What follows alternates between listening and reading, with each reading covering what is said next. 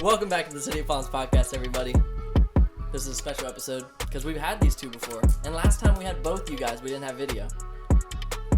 So let's get the update real quick. Like I know, like the projects have dropped since y'all have come on here and whatnot. But what do you guys got going on recently? Shit. Have I dropped a project since I was on here? Bad Habits. Bad Habits. I dropped Bad Habits on Spotify, and then me and Lutz have the Apartment 24 mixtape, which came out a few months ago, which is like just all that boom bap shit. But yeah, I've got Bad Habits is the first single off Till It Breaks, which is the first like project I'm dropping officially. So stoked. That comes out December 6th, and Sling's on a couple songs. And I'm on it. so, you know, I'm basically just using his name for fame, and it's great. Yee. We're friends.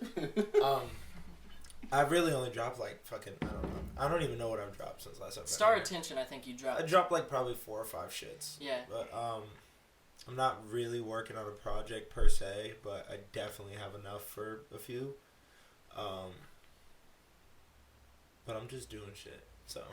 Just bro. do shit, and if it comes out, it comes out. Yeah. So do you know? No Sorry's also dropped. Oh yeah. Way after your episode. Yeah.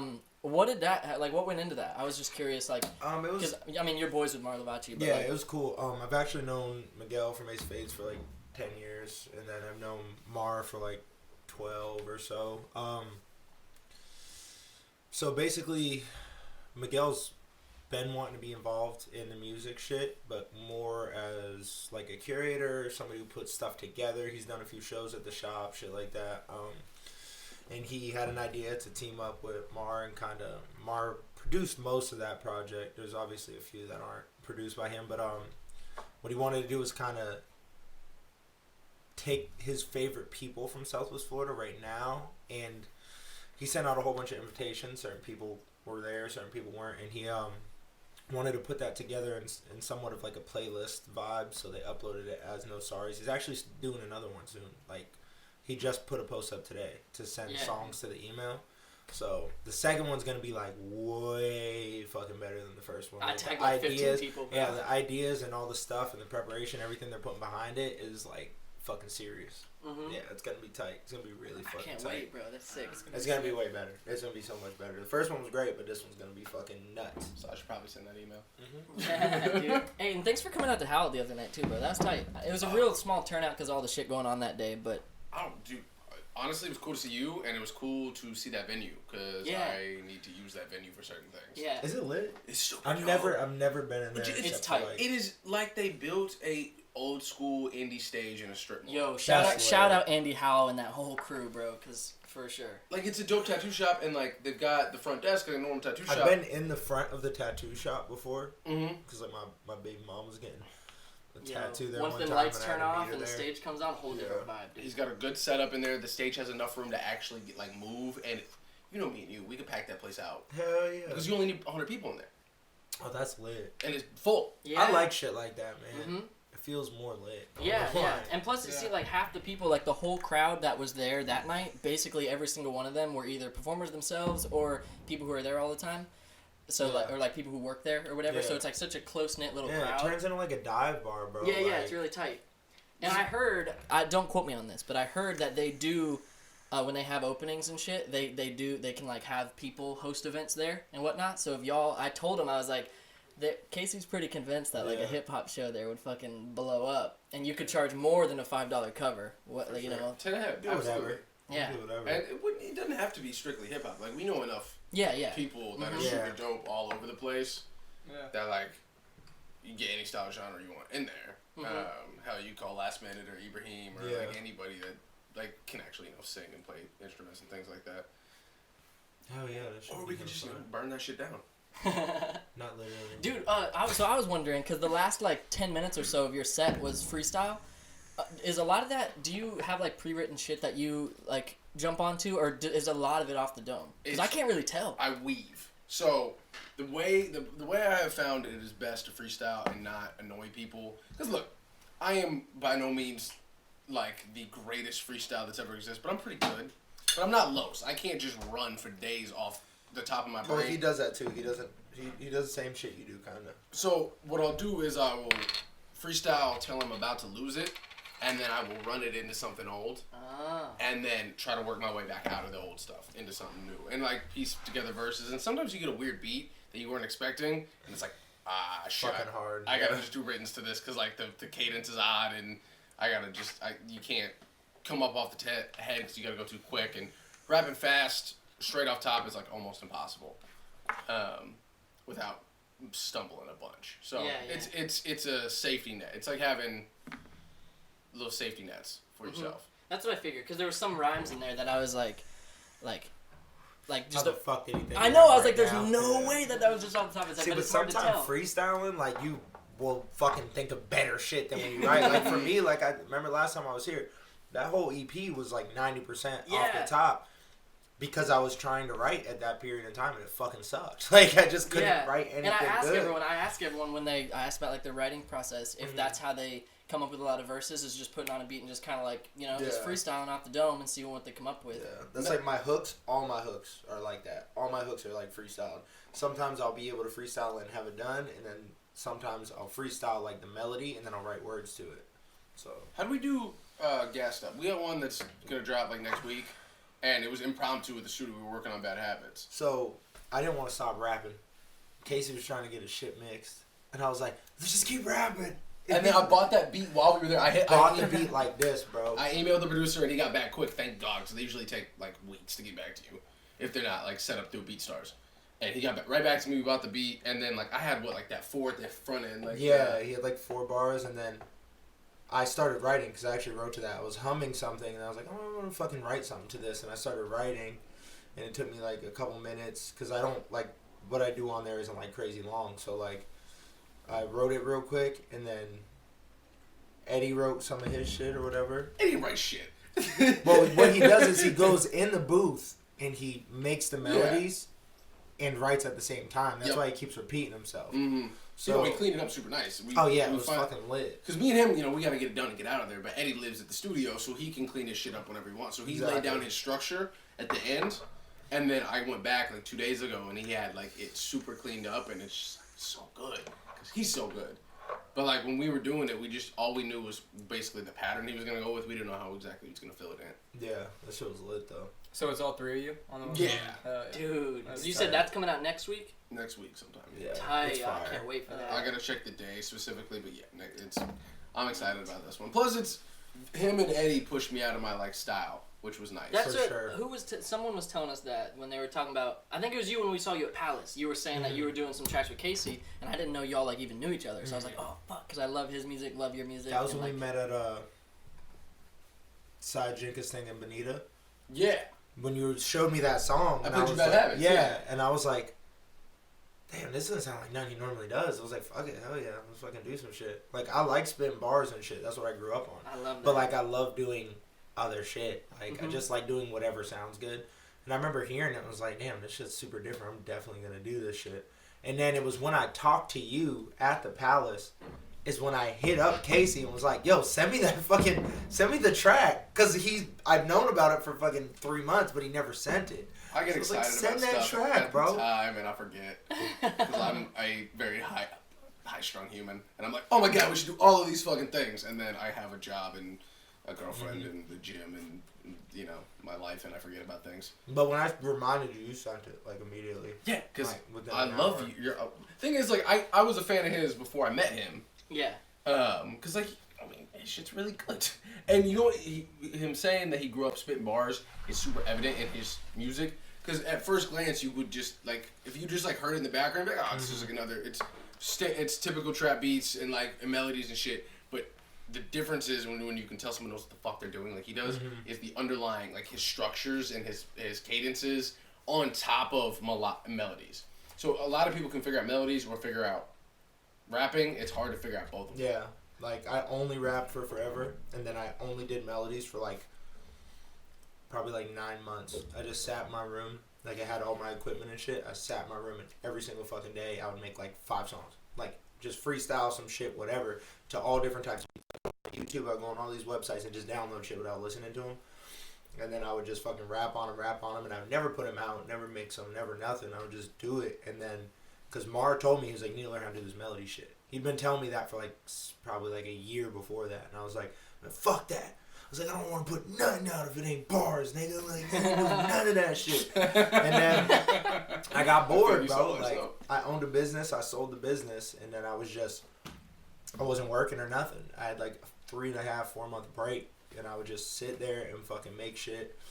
Drink beer, bro. And fucking go and freestyle some shit. Drink a whole bunch of like Kratom and shit. And then fucking just freestyle. Like, I used to make this crazy mixture, bro. It was like, it's disgusting, but it was Redbull, all 3 veins of Kratom. What are you doing? Listen, no. Listen, Redbull, all 3 veins of Kratom, a scoop of pre-workout. Oh my god! And then I'd fill the rest up with like Old English, like malt liquor, and I'd shake it up in a shaker bottle, and then just fucking chug it, and I would be like fucking blah, blah, blah, blah, blah, blah, fucking just freestyle shit. You just turned into an alien. At I that want point. those recordings so bad. That shit was lit. I have them all on my computer. Cause I have so much shit on my computer. We bro. need to dig through those, like, you know, without people around. Between my computer On your Kratom and Redbull, bro, vibing. Bro, I have like between my computer, Mars' computer, my old computer, and Mars' old computer, and Mars' other computer, there's probably like 2,000-3,000 songs altogether. Not finished, but like so many songs. At least ideas. Like, bro, just whatever. Like, we would just do whatever for so many years. Oh my god. No, we need to get back to this Old English and Kratom thing because that shit was lit. What I did for a short period of time was work for a Kratom company. Yeah. And that is that mixture is terrifying. It was lit. When people would come in and tell me they had a few beers, I would advise them against Kratom, and I wouldn't even give them kava because they would vomit. Really? Yeah. I used to drink kava and Kratom at the I same do. time. That's great, Yeah. but kava reacts with alcohol really poorly, and you would just immediately vomit. Yeah. But Kratom, Kratom's way better than kava, to me. Kratom's the shit. What is Kratom? What does it do? It's like natural fucking dope. Like, I don't know. One's an upper, one's a downer, right? Like there's an Kava's upper, there's a downer, and there's like the Okay. white one is good for like a boost of energy and certain shit. The red one is more like a sedative, kind of like calm you down, lay you back, like a natural painkiller, not as effective, but it works. And then the green one's like somewhat a mixture, right? So I call If I'm not green. mistaken. So the best way I've found to describe it when I was talking to customers and shit, Kratom, there's a bunch of veins, but there's 3 main veins: white, green, red. Like he's right, white's energy. It's better than. I liked it better than coffee in the morning. It's better than Red Bull or coffee in the morning. Because really it's is. cleaner. You don't get the You don't down. get the crash. You just get woken up and then you go through your day. The red is, again, he's right. It's not a downer, but it's a mellower feeling. Like a sedative. And then the green, I never knew a way to describe it because it's not down, it's not up. It's weird. It's just clear. It's clarifying. So it's like a mood amplifier. Yeah, I liked it to write. So if I was writing, I would drink green. All tastes like shit, by the way. And then yellow is fermented. I can make it taste good. You gotta do the right mixtures. I don't care. I would just put it a fucking scoop or two into like a splash of water and shake it up and then No, you put a scoop or two into fucking Old English and pre-workout like a psycho. Should be lit. Well, basically, it's a root from Southeast Asia. You brew it into a tea. It can be used for all sorts of stuff. In super high doses, though, it's an opiate. But you're not. I mean, you gotta drink like a couple gallons. You'd have to drink like an insane amount. But you can take it in capsule form, and a lot of people use it. That used to take heroin. To get off. To get off of it, and it's natural. There's these weird plants that we're finding out about all over the world that are like Western cultures have just been ignorant of, like kratom or like there's like the what's it called, like the cut root or. I don't think we've been ignorant about them. I just think they know they can't make as much money off of them. So there's like a root they chew in the Middle East, or not a root. It's a painkillers. It's a leaf they chew in the Middle East that's just like a fucking upper, and like coca leaves when they're unprocessed are fine for you, and stuff like that. So it's just all sorts of stuff that we are replacing less healthy options with, or more healthy options with. Who knows? Which leads me to wonder, because we want to get into like conspiracy theories and shit while we're chatting today. Oh Jesus! All right. Do you want to start with yours, the one that you brought? Because we brought a couple. Well, mine's not a conspiracy. Mine's just I something. know, but like a topic, you know, like we could Yeah, just like. mine's not a conspiracy at all. But That's what every conspiracy theorist says. no, About y'all conspiracy y'all theories. heard what T.I.'s up to? Oh, about his Yeah. daughter with the hymen. Yeah, I just wanted to get your guys' opinion on that. That's weird, bro. Like, Yeah. I have a I don't know the whole thing. 6-year-old daughter, bro. So like, even like, bro, like when me and my daughter's mom were like doing everything together, we weren't together, but we were doing like a lot of stuff together. Like, dude, I made my daughter like her lower half of her body, she's washing. I'm not touching it. I don't want to know shit about it, bro. It's just so weird to me. Like, I put her in the tub, I wash her hair, I wash her back, I wash her stomach, and then I'm like, yo, you do the rest. I ain't fucking going nowhere near none of this shit, bro. But, like, he's talking about going to the gyno and, like, making sure that his fucking daughter's hymen is intact, and she's 18, bro. Like, it ain't like she's 16, 15. Like, even then, you go in, the doctor has to disclose the information to you. You're the parent. But when she's 18, it's her choice, which means that he probably pressured her into signing paperwork. But at the same time, in the context that he said it, you could kind of tell that he was somewhat joking, but I don't think he was joking. I don't have a child, so he's a better person to ask about this. I have no children, so I honestly don't get a fucking opinion. That being said, I didn't see it where or live what he said. I just read it, and I'm hoping it was an over exaggeration for the purposes of the podcast or whatever the hell he was on. But it seems like an overcorrection from a male father figure that wants to be a good, involved dad that does not understand the boundaries, proper way to treat a daughter. And not only that, he's from the fucking music industry, which is like the grimiest shit on planet Earth. He overcorrected. Yeah. He went obviously he wants to keep his daughter completely out of the world that he made his money off of. Yeah. Right? Like, he's talking about strippers and hoes and like all the women, and we all have seen the public like relationship of T.I. His life has been extremely public forever. And like, him and his wife have a very interesting, very odd relationship, and like, he's an odd dude. The artists are weird people, man, and they get obsessive, and this is something he got obsessive about. It's like her purity and her safety, and he took it to an unsafe level. Yeah. Bro, like, I've never, even since my daughter's been born, I've never taken a bath or a shower with her. Like, ever. Because it's so weird to me. Like, let her mom do all that shit, dude. Like, and I think it's personal. Like, it's weird to me, bro. I don't know. Yeah, but I think it's probably personal. I think once a daughter hits puberty, like that kind of thing, especially. Yeah, you have to be careful, too. Like, your son, once your son's, like, of an age that he can wash himself, like, you should not be bathing with him or like that involved. Sure. And a 16-year-old can go to the doctor and keep it private unless it's when I was fucking necessary. 16, 15, 16, like, my mom didn't even go in the fucking room. She knew what it was. Yeah. If there was something super important, like, that she needed to know, great, but like but the doctor can tell her because you want your kid to have a good relationship with physicians. Like, you want them to have a trusting relationship with doctors. So if they think the doctor's going to turn around and tell your mom shit, you're setting up your kid for distrust of the medical profession at an early age where they're not on your side, and then they don't get healthcare when they need it. Yeah, facts. Big giant facts. Yeah. At least I don't know, man. It's weird to me. I'm like in a weird place where, like, if my daughter's 18 or 19, like, and she gets pregnant, like, I can't shit on her. Like, that's how old I was. Like, so, like, for me, it's, like, hard for me to, like, fathom when she's older, because it's, like, how do I keep her away from shit that I know is bad? Because, like, we all have done it. Like, our parents specifically tell us something, and, like, this is going to happen if you this. Mm-hmm. And you're like, the fuck? Maybe to you, like, whatever. And then you go do it, and it happens. And it's like, fuck. Yeah. Like, dude, like, it was... I'm, like, rare. So, like, me and my daughter's mom, when she got pregnant, like, we were living together. We were both young. We were both 18. I was about to turn 19. Or maybe we were 17. Yeah, we were 17. So, like, whatever. But, like, we had been having unprotected sex for a long time. And then maybe 6 weeks into using condoms and shit again is when one of them broke. And my daughter was, like, conceived. So, it was, like, it's super weird because it's like, bruh, I technically did what I was supposed to do to not have kids and still had a kid. But, like, it was meant to happen, I think. Because, like, my daughter changed my life for the better. Because I was, like, in a fucked up ass place before I had her. But it's super weird just thinking about when she gets older, when she starts dating and shit. Like, how the fuck am I supposed to not strangle her boyfriends and shit? Like, I don't. Yeah, I bet, man. Because I've met, like, we've all met that fucking overprotective dad of, like, the girl we're dating or sleeping with or whatever, like, and it's like, fuck, bro. And it's like the ones that have, the stricter the parents, the more smutty the fucking it's kids, like, bro. I don't know if you hung around any Catholic school girls, like, I was born and raised Roman Catholic.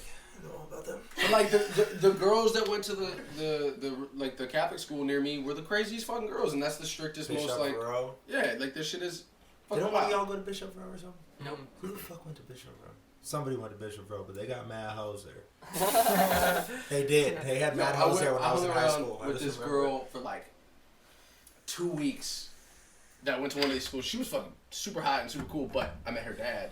and her dad was really nice to me.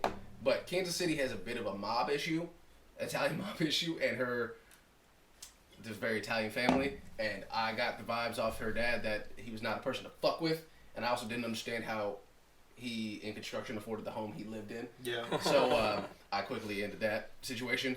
But Not trying to sleep with like, the fishes. you gotta be really careful around people's children, regardless of the situation. Facts. And my mom would fuck a bitch up. Yeah. That's how my mom is too. My family, like a few generations ago, they were all involved in like the Italian mob and shit. My great grandparents and my great grandparents, my grandfather, like all of them were involved in that type shit. So like my mom is like, I don't know. My mom was never involved in it, obviously, but like she grew up under them niggas. So like my mom's super volatile, and like she'll fucking snap on a bitch. Like she fucking, I think it was my dad. She tried to stab my dad like right before I was born and shit. Like she tried to run him over with a car. Like crazy ass shit, bro. But it's fucking lit. Like all my parents, my parents are fucking. Both my parents are nuts. Like, but they're great parents to me. You know what I mean? But they're both fucking nuts. Like. My dad is fucking a giant human. Like, he's like 6'7", 238 or some shit now. He lost some weight, but like, when I was a kid, I remember him fucking anybody up, whoever had a problem. Same thing with my mom. Like, my mom would fucking slap a bitch in the mouth, bro. She didn't give a fuck, bro. Wild. When she had me, she fucking super lightened up, though. Like, before she had me, she had like 13 guns, fucking all these fucking knives and crazy shit. Like, she had a glass table with like a lock on the front with like all her guns lined up. She wanted to show it off. off. Like, crazy as fuck, dude. My mom was fucking psycho, bro. She still is. She still is nuts, but like a good kind. Like, she channels it into productivity. yeah, bro. She channels it into super. She went through it in life recently, especially, but now she's like out of all that shit and she's like got her own business again and shit and doing well. But like, it was fucking crazy. My childhood was fucking insane. Like, it was really fucked up and crazy. But it was like, I wouldn't be me if it wasn't for all that shit. Yeah, that's how I see it too. Like, I have a ex-stepdad that's fucking psycho as fuck. Like, that motherfucker's crazy as hell, but I'm getting more bad. Yeah, for sure, dude. I don't know. But childhood makes us. Yeah. Makes us who we are, so. And I don't know, man, with the T.I. shit, like, I feel like I'm not a parent either, so I can't say anything.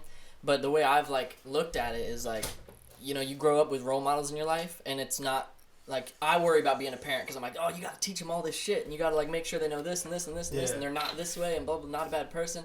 But, like, I think it's not as much about, like, teaching them that stuff, or, like, checking up on them every day, like, you have sex yet? Do you have unprotected sex yet? You know what I mean? Like, you're just a good role model to them. Yeah, it's showing them. It's better than telling them. Exactly, because like you said, like, I feel like the people who are more strict and on top of them about all this shit is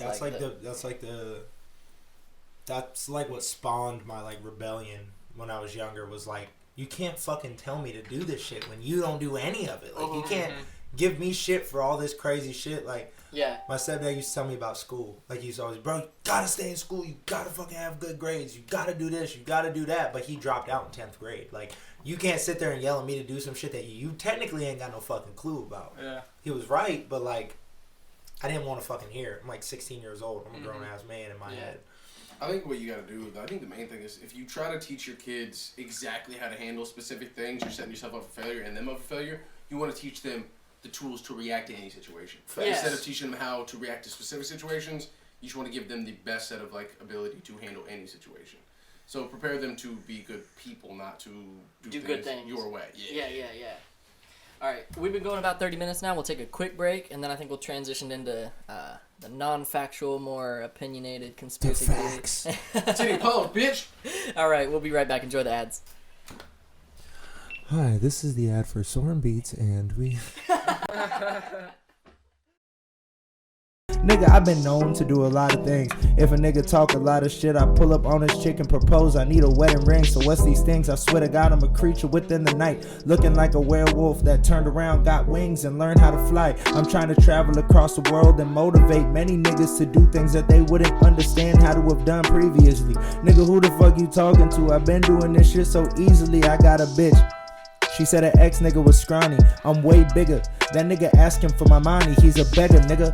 So what the fuck you thought that I forgot the shit you did in the past? But I'm not forgetful. I swear to God I'm vengeful. These niggas acting so jittery. I climb even in any of the worst type of motherfucking trenches. No matter the weather, I get through any endeavor. It could be winter and I'm keen to comment on most niggas that's talking clever.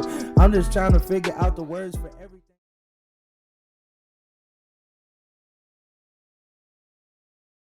Level shit. All right. So we're back. We already kind of got into the discussion a little That bit. shit would be serious. Yo, you could change the world. Hey, Elon, you want to fund a new project? Facts. See, but I have none of the science. This could be impossible to do. It sounds possible. But it starts with the idea. You know what I'm Facts. saying? It sounds I'm picturing possible. like RC cars, like Bro, just like go back in the day, bro, and think about a dude that was like, bro, listen, bro, these horses pulling this fucking carriage, so Yeah. whack, bro. Like, imagine if we Or the- just took like that fucking the shit that they, you know, like that metal shit, whatever they call it, and we just like fucking put some seats in it, like some chairs, and then put fucking wheels on that bitch. Like, that'd be like 2,000 and pounds. it What are you moved, talking about? and it moved like with fire. Like, just imagine that shit. And they're like, dude, you're fucking nuts. And then fucking cars come out. would have been Franklin just had a stone friend that was always saying dumb shit, and he's like, I could probably make that work. Facts. That's what I'm saying, bro. Like, Or the Wright brothers. The Wright brothers. bro, They're like, we're that- gonna fly nobody in the air. That's what I'm saying. People are like, you're fucking nuts. Like, you're literally out of your fucking mind. And then boom, they fucking do it. Plus the kind of shit you get like in the development of trying to solve a problem of like trying to solve like, we're trying to get to space. The amount of world-changing inventions that we came up with that aren't used in space. They're used down here through the process of trying to build rockets to get to space. We built all sorts of crazy shit that we use all the time that we would never had the incentive to come up with and find the use for unless we were trying to get to space. And now there's all this stuff we use all the time. Facts. Super facts. And how often it's the American fucking story. They weren't even trying to discover that, but they discovered it anyway, and now they Yeah. have $1 billion company. Like Peanut Coca-Cola butter. was trying to discover penicillin apparently, or some shit like that, right? Like, Yeah. now you have Coca-Cola. So people, They got a tasty beverage. shit gets accidentally discovered all the time. Facts. Yeah, I heard with Coke. I heard the guy was like, what was it?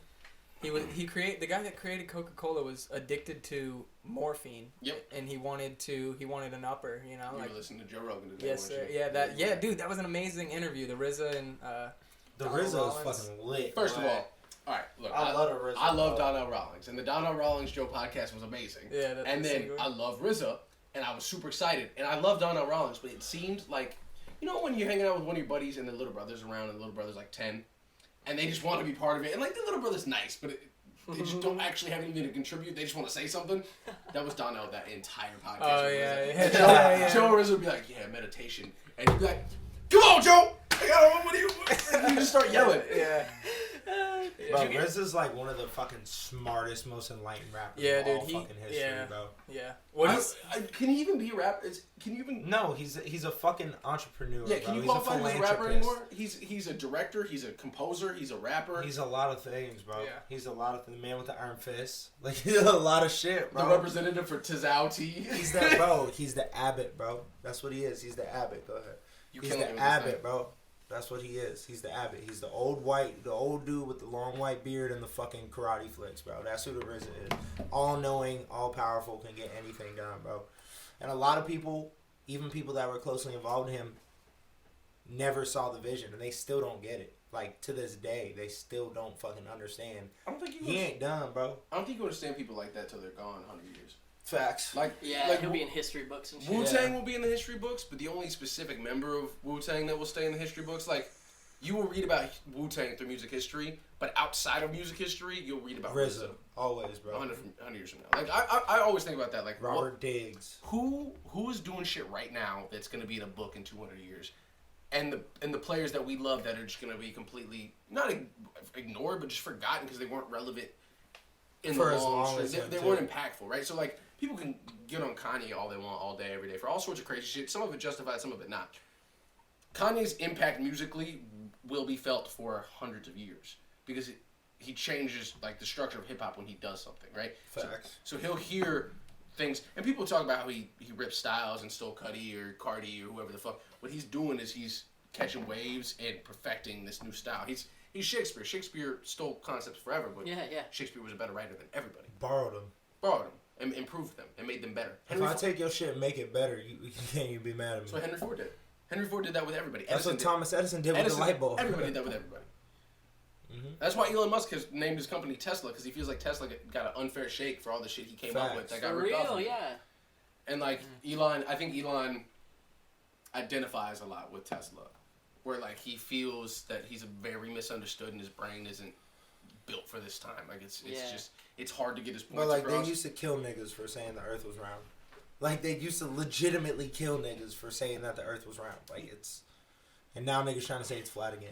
Like, Yeah, that's a conspiracy theory we're not getting into, right? bro, no, nigga, the Earth is round, bro. Yeah. My thing is I try to give people, hear everything out. Yeah. So every time I meet a flat earther, bro, explain to me why. Yeah. Well, this, and this. Cool, prove it. Like, and then my other thing is, okay, let's say I believe you, right? Let's say the Earth is flat. Let's say tomorrow it comes out on the news. You still got to pay your fucking rent. You still got to go to work. So what the fuck difference does it make if it is flat? Like, it doesn't make any difference. It's not fucking flat. Like, it's just so simple to me. It's not flat. Like, I just don't understand. We already went through this, like, 300 years ago. Like, dude, it's not flat. It's fucking goddamn round. And I like the concept of, like, questioning everything. Like, they try to make the big point of, like, well, just because it's in the textbook doesn't mean it's fact. It's all theory. It's not all fact. True. It's all theory, True. so you need to question it. And I agree with that. But at the same time, it's fucking round. Yeah. Bro, it's like the what I found out a few years ago that fucked my head up. There's, like, 2 things I found out that fucked my head up. Number one is that, like, the Earth having multiple layers and there being a core of molten lava in the middle is, like, still to this day a theory and not provable whatsoever. So, like, all that shit they taught us when we were growing up has no fucking truth to it whatsoever. So, like, the Earth could literally be hollow and we wouldn't fucking know it. Mm-hmm. Like, nobody fucking knows what it is. Yeah, that's a better theory than the flat Earth. And then the other shit is the map. Like, the map that we look at that we all fucking know what it is, It's globe so and shit, fucked it's up. completely fucking wrong. Like, dude, Iceland's like, or Greenland, whatever it is like almost the size of Africa. When And you you could can show fit in everything like in Africa. 37 fucking, you could literally fit Yeah, almost the the whole distortion is map crazy. into Africa. But But that was supposedly a power play back in the day by the man who Really? created the map. Yeah, he made all of the white and European northern countries way bigger than all of the black countries to show a power structure to the black and brown people that knew what maps were and got maps, saw globes, all shit like that, to think that they're way smaller than everybody else so they could rule and shit. It's fucked up. it's fucked up. And Maps are racist. And then you, well, no, you're right. And then you look at other versions of maps, like different. There's Soundboard. no good way to map a Maps sphere. are racist. Like there is no proper way to show a full sphere map Yeah. in a 2D plane to map it properly. So, And that's why they say they did it, but well, no, but they did that one for that reason, right? Mm-hmm. But then you look at another version of the map and it's still wrong, or another version of the map and it's still wrong. The only way to properly map a sphere is a globe. That's why globes are way more useful. But there are like the I don't know what they're you called. have to scale certain shit. But like that it looks like the S-bend map. Yeah. That's a little better. Or you Yeah. you do individual countries, or you make sure that you have a key on the bottom that shows the actual distances and things like that. And the other shit is supposedly the Earth from space, like what we think is up and down, technically is the opposite. So like the United States would technically be on the bottom. but there is no up and down. It's just weird, yeah, but it's weird the way it's all that they show perspective. us how they show us 'Cause, yeah, pictures. it's It's normally constantly- rotated, like fucking however many degrees to make it the U.S. on top, Oh, I Africa see. on bottom. Normally, realistically, when you shoot out from space, let's say you're standing right here and you jump backwards, Africa's on top. Like the top of Africa is the pointed part. But It's so odd. but if you look at Australian maps and stuff, they're flipped. Yeah. Because it's more useful to have your country as the top point. So wherever you're at, it's better to orient your map so people have a conceptual like perspective of where they're at. So Maps are racist. a lot of stuff's racist. All right, so let's get into this moon landing, boys. Because not real. we mapped the Earth quite a bit, the land on Earth. But what I want to know your thoughts, Sling, on the moon landing, because I don't know The that video much. that we have of the moon landing is not real. Some of the video. I think that we did land on the moon at some point around that time that video was doctored. But that video itself is not 100% real. And NASA's even made statements about how they quote unquote accidentally taped over the fucking moon landing footage due to budget cuts. I'm not believing it. There's never a straight answer from NASA. That's what it stands for. Never a straight answer, bro. I'm trying to tell you. Well, how much do you think technology's improved since we went to the moon that A one time? fucking bajillion How times, and we still gone haven't back? went back. How have we not gone back? We still haven't went back because there's quote There's no unquote no motivation. reason, which is number one, but we still don't know shit about the fucking moon. No shit about shit. Refilm it. That's a reason. Do something. Go do something. How the fuck was the flag waving in the wind? What fucking wind on the moon? What wind on the moon was the flag waving in? That's what I don't get. I mean, you can talk about momentum from setting the flag down or... Bro, no. No, man. I honestly think that the moon is an artificial satellite put here by greater beings Now we're years getting ago. Okay. This is just a theory. I We're don't gonna- truly we're gonna believe pivot. this, but it's a possibility. There's aliens on the other side of the moon, bro. Facts. We're going to pivot a little bit, just if y'all don't mind. No. So, okay. It's Death Star. So, it's an artificial satellite put here by greater beings. So do you have a general view of, like, the cosmos and the universe as some sort of creationist? Like, how it was formed? Who are these beings that put the moon there, an artificial satellite? So, me personally, I'm an agnostic. That's my religion. Yeah. I believe in a higher power, don't know what it is. I don't practice any specific religion. I was born and raised Roman Catholic. That's probably why I hate church, because, like, The worst. Roman Catholic Church sucks ass. Oh, like, hymns. that's it. Got him. Hitting your fucking hands for coughing, like, it's ridiculous. Drinking out of the same wine jug as everybody. Yeah, fucking weird as fuck. Giving children wine. But Before they rape them. yeah, Got not me. Hey, look, they didn't touch my butt. But so He was this big at 6, so they were a little afraid of him. yeah, facts. I've been the same size for like 15 years. But my view on what God is a lot different than most people. But like my view on God is kind of like how I picture it is like a big giant energy ball that kind of like knows what's going on at all times. It doesn't really make specific decisions for us.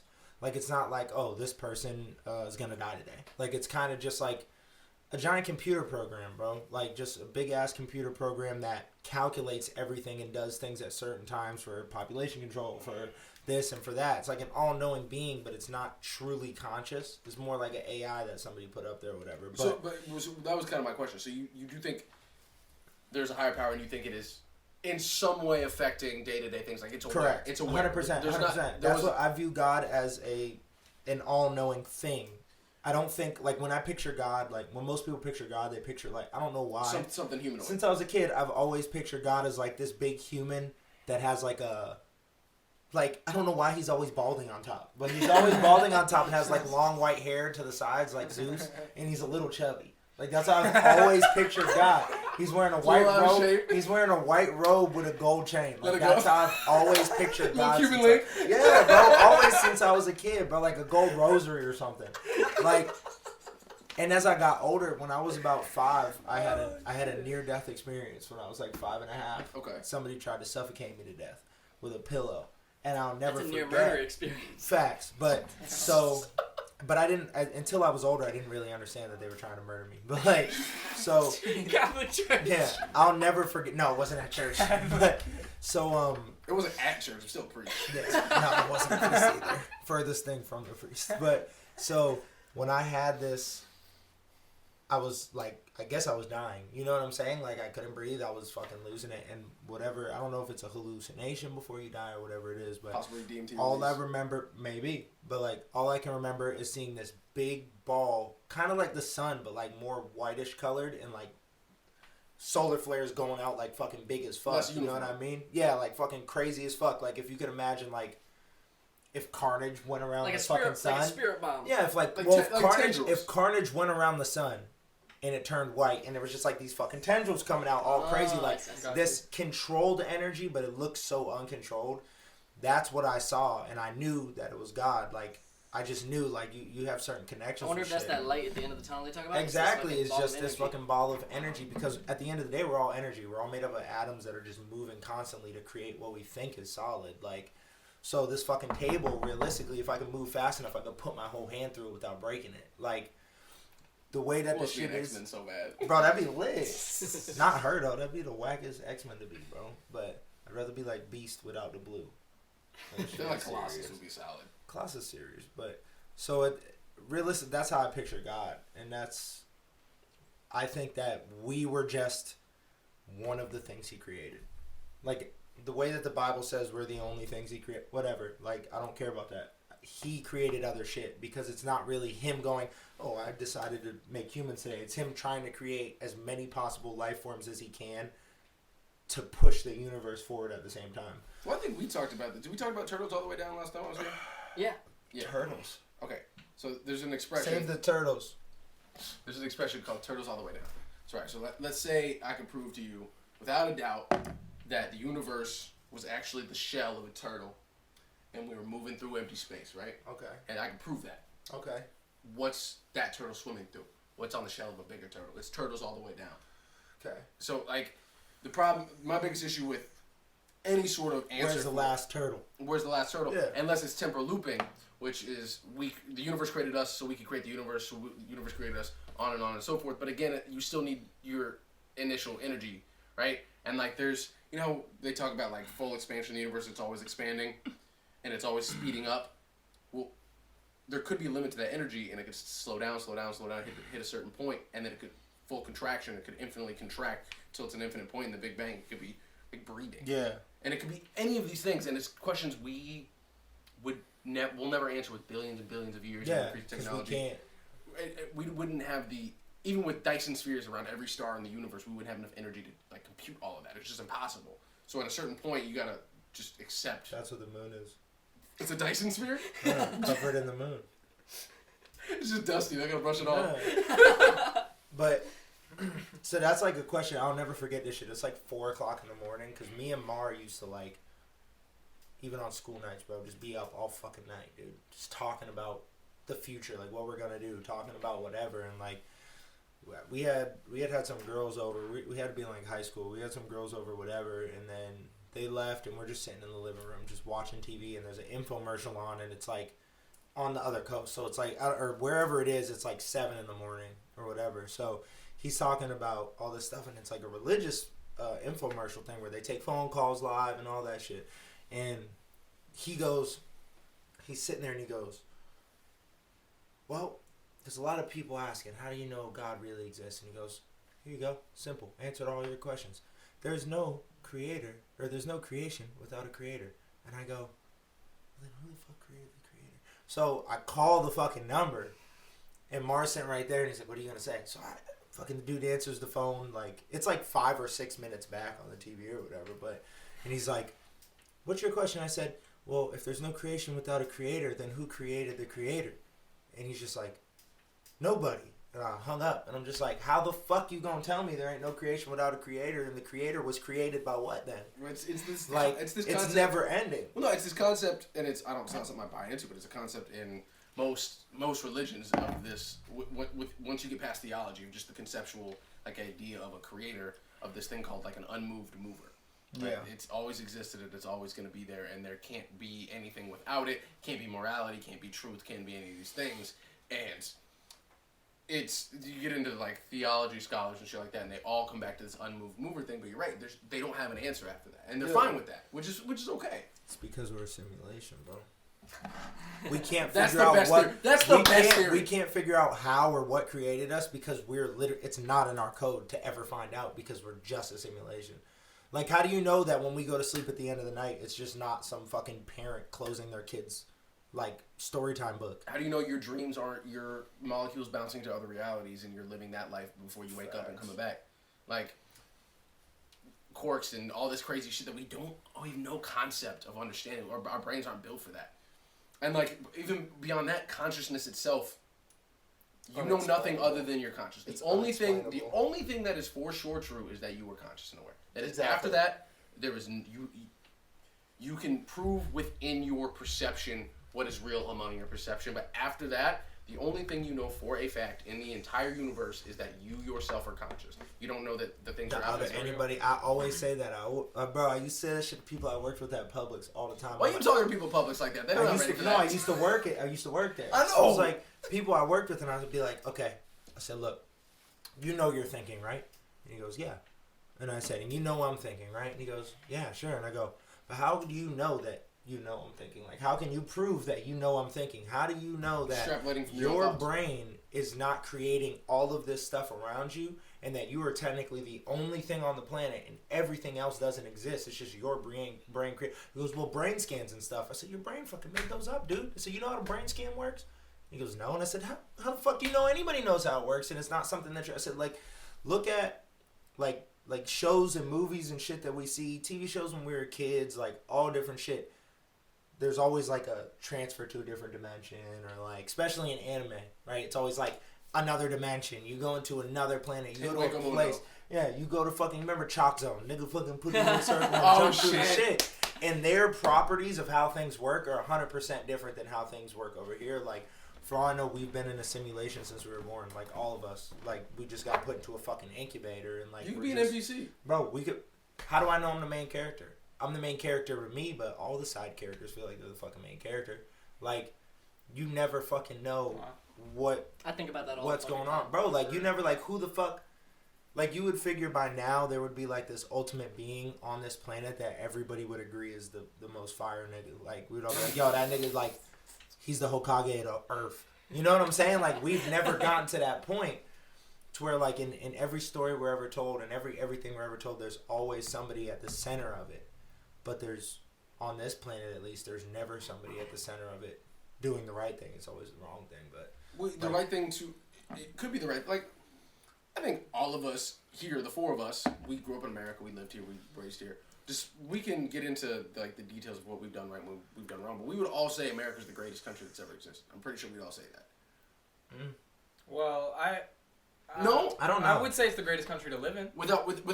It's got its problems, but just, if you got to move tomorrow and live... It's the greatest country to be born in for sure. Like, right? Realistically, on this planet, and I feel like a lot of other countries may think that, but then, like, there's not 7 million immigrants in Europe from America or in Asia from America. Like, it's all we have. Most of the immigrants on the fucking planet are in America, and it's all your station in life, right? And it has the most opportunity. That's the difference with America, right? So if you are in the higher caste system in India, you probably think India is the greatest country that ever exists. You're surrounded by people. But if you're in the fucking slums, but it's not, and you want to come sucks, here. Yeah. And our slums, for the most part, are no worse than middle class places in other countries, right? So as bad as it gets here, it rarely gets as bad as it does globally. Yeah. But that is the perception of 4 Americans living in Southwest Florida, and all of us are upper middle class compared to the world. We're all 1% compared to the world, right? So we have this. In most countries, we'd be fucking rich. Like, we could all take, the 4 of us could take every dime we have and fuck off to Thailand tomorrow and chill, get a bag and be chill straight for like 15 years. Yeah, and just chill. And like that, the other countries don't have that ability. England is a shell of the former like empire that it was, and being rich in England in 1740 is a lot worse than being poor in America now. Yeah. Because you could get fucking syphilis and fucking die. Yeah. Mm-hmm. That's how Casanova died, by the way. All them people that thought Casanova was just getting coochie, that nigga died from syphilis. Well, you know that's what powdered wigs are from, right? What? Okay, so powdered wigs are from syphilis? Syphilis causes you to lose your hair. And there was no cure for it, right? Oh, shit. So, oligarchs didn't want people to know they had syphilis, so they made powdered wigs a trend. Get the fuck out of here. Yeah, it's fucking nuts. No way. What the fuck? I thought they was just trying to cross-dress. I don't know what they was trying to do. You think you look back at our forefathers, bro? Why did we not question that? They was all cross-dressing, bro. They was wearing powder wigs, tights, like but it wasn't blouses. But it wasn't cross-dressing. It was the fashion of the time, right? If you were a kilt in Scotland during the fucking revolution in the fucking whatever the 1400s or whatever that was, you weren't cross-dressing. You were a goddamn kilt. Yeah. You were a warrior. Yeah. You were a kilt now.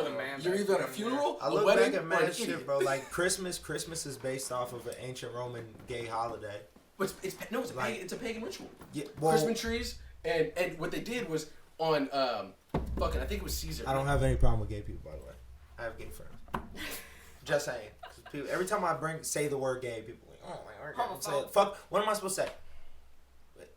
If I'm describing something, straight men that also like men. Like, when I describe my homeboy that's black, he's black, he's white. Like what the fuck? He's gay, he's straight. Like that's the fuck. We need to stop talking about it. You know what I'm saying? Like it just. It's so stupid, bro.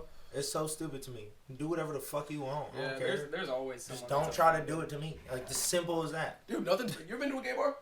Yeah. It's the best. I went to a gay bar one time without knowing it. I didn't know it. You never don't get... I got invited by a female and I was probably the only one at that gay bar that night that got pussy. I always got pussy in the got gay bar. pussy. I always did. Because a bunch of things happen. One, you never get free drinks anywhere else. It's so nice to get a free drink. Second of all, as a man, you never get free drinks anywhere else. Your threat level as a man, because you have an inherent threat level as a man to women, because you are just inherently bigger and stronger to the average woman. You have an inherent threat level. When you're at a gay bar in that situation, the threat level is diminished immediately because you've shown an ability to move outside of your comfort zone and tolerate something that is not yourself. So if you're a straight man at a gay bar, immediately your threat level is reduced, and you have a room full of men that like you because you accept them in a country where they are just recently accepted, and they will talk you up to every woman in that bar. You might get your ass grabbed a little bit, but because you are a man, my butt was not grabbed. It is my voice. Fuck it. It is, but having your ass grabbed, I would have punched him in his fucking face. I don't know. But I don't think you would have, because the reason it's so scary to be a woman at a club is when you're getting your ass grabbed. The reason it's so fucked up is because you can't do shit about it. Yeah, and that dude could follow you to the parking lot, throw you in the back of your car, and fucking drive off. Unless The Rock is at Bambusa in Naples, nobody's bending me over my back seat, right? Like, it's just not gonna happen. Back seat. So gold. Can you smell? So the ass grab isn't as threatening. So it's just like, dude, stop. And they'll be like, oh, I'm so sorry, and buy you a drink. Like, it's good, and it's also good to expose yourself to shit like this. You understand. Yeah. Mm-hmm. Listen, when I went to a gay bar, I got invited by a female. It was 3 girls I was meeting up there. One of them I had been having conversations with for a while, and I was trying to pipe. And, like, she hit me up. She's like, oh, come meet me at this bar. She just sends me an address. So I'm like, okay, cool. If I can pull up, it's like over off 41. I go in there, and there's only dudes inside. Yeah. And they're all looking at me weird, and I fucking like, what the fuck is going on, man? I walked to the back, and I was like, what the fuck's up with all them niggas inside? All of them look like they want to fight something. Like, I was like, look, I didn't come here to fight tonight. Them niggas can't fix their faces. I'm going to fuck somebody up. It's the first episode. And then she was like, she goes, this is a gay bar. I said, what the fuck you got me out here at a gay bar for? These niggas is looking at me in an even different way. Like, no, it's have you seen? Bro, it was so weird to me, bro, because it made me immediately uncomfortable for like a few seconds, and then I was just like, I'm here with bitches, man. I don't give a fuck. These niggas look whatever they want. I'm fucking one of these bitches tonight. Like, it's just. Have you seen the first episode of Always Sunny in Philadelphia? I don't like that show. I don't think it's that good. Regardless. Same thing with The Office. I think it's overhyped. Oh shit! It's a decent show, but it's just overhyped. It's Parks not and Rec as funny as niggas say it is. Parks and Rec though. Parks and Rec. Never watched it. Oh, Parks and Rec's the shit. I like anime, bro. I don't care about shows with real people, bro. Like, I really don't. Except that Wu-Tang show. But your point, Casey. It doesn't matter. The point of the show, so they have this dude coming in to promote their bars. Their bar's not doing well, so they hire a promoter. And the reason they hire him is he's telling this story about a club he was promoting. He's telling the story about how this dude was staring him down, and he walked up to him and said, "You're gonna have to fight me," or something else. I forget what he says. And he's staring right in the eye, and they think this dude's a badass, but they misinterpret the story entirely and think he was trying to fight. And it was the dude's promoted at gay bars, and he was a gay dude, and the stare down was before they have sex. And like they just completely misinterpreted that stare and the whole story that he was some badass dude that like was about it, and he was really just talking about some dude he met at the club and fucked. Oh my God, bro. See, it's a good show. I gotta watch that. Maybe I'll watch it. I remember seeing one episode where he was like in his fucking house playing the piano, writing a play because he was accidentally high as fuck on spray paint. The Day Man. Some shit. That was funny. Fights are of the Night Man.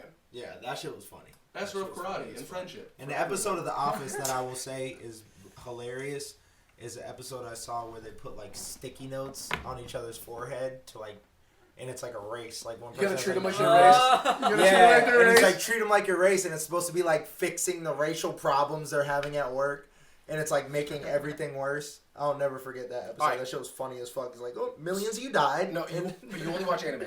So the biggest problem with anime, I think, when they try to make it live action, when they try to make it live action, is they pick the wrong animes.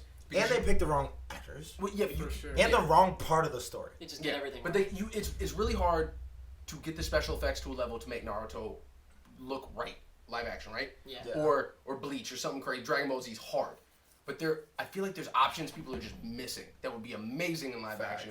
Like Dead Man Wonderland would be fucking incredible. That'd be lit. All you gotta do, for an American audience, yeah, you'd have to take it out of Tokyo. You move it to New York, you make the kid 18 instead of 14, and you change nothing else. Yeah. You change zero other things. You could keep him Japanese. You just make him a Japanese kid in New York, because it's fucking New York. Yeah.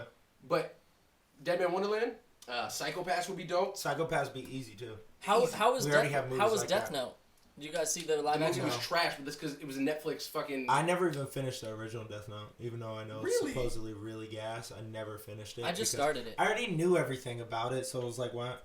And I don't care. Like, I'm the type of person that, like, when somebody's like, "Oh, dude, have you seen the newest episode of this?" I'm like, "No, what happened?" And like, dude, I'm gonna spoil it. I'm like, I don't give a fuck, bro. Tell me everything. Like, if it's good, it'll make me want to watch it more. Like, You could speaking of that one fucking All Might, you could build a Marvel-esque cinematic universe around My Hero. around My Hero. That'd be tight. But it'd be really hard with Naruto. It's too much. Mhm. Like there's too many styles. There's too many crazy things going It on. would just look cheesy no matter Yeah. what. Yeah. But we've proven we can do superheroes. So if I could do My Hero Academia, That's literally my hero is. I think they could definitely do Inuyasha. something in the world of like Tokyo Ghoul. They could do something Tokyo like Ghoul that if be they easy. do it proper. Durarara. Durarara? Yeah, is it Durarara? Yeah. Whatever, they could do Durarara. The one with the fucking headless fucking Mhm. motorcycle Yeah, they bitch. could That's kill one What of my about favorite Attack on animes. Titan? I almost feel like that would be Attack on Titan would be great. They could. I love No, Attack they on proved Titan. it. The Kia commercial, the Japanese Kia commercial. Yeah, facts. It looked amazing. You could definitely do Attack on Titan. Also, with the kind of money flooding into China now, I think we're gonna get a. I mean, we did like the what's that movie with the fucking it's like Greek mythology and they have the Titans. Oh, the Percy Jackson. No, No. Olympus is falling. That's No, not that's Morgan the Freeman, fucking movie. White House. Fuck, you know what I'm saying? Yeah, dude? yeah. It's a movie, and at the end of it, he fights that giant ass fucking. It's like Shadow of Colossus, but like fucking live action. Yeah. If they did some shit, they could easily do Attack on Titan. That'd be easy. They'd have to avoid the Godzilla. Anything set in like a prehistoric, like medieval type time, like Maggie. Inuyasha, they You do guys ever Inuyasha. seen Maggie? You seen Maggie? Maggie. Magi. Yeah. I've seen bits and pieces. That's like one of my favorites, and that one you could do that. It's like based off of like the real story of Aladdin and Alibaba and shit. Like you could do that one. That one would be fucking lit as fuck. It would be dope. Okay, you couldn't do Naruto, but you could do a story with the ninja villages in the background about the cities in the Naruto world that aren't full of ninjas. Like Facts. They've got that dude during the first season when Naruto Zabuza? fights Haku and Zabuza, Zabuza. the dude with the gun on the bridge, just Yeah. like the civilian ass dude who's not a ninja. And like, first of all, Zabuza's death was way too early. They should not have killed that dude. For sure. And Haku's the best character, like the most badass fucking character that ever existed in Naruto. Yeah. Where were they from? The Rain Village or some Yeah. shit? Yeah.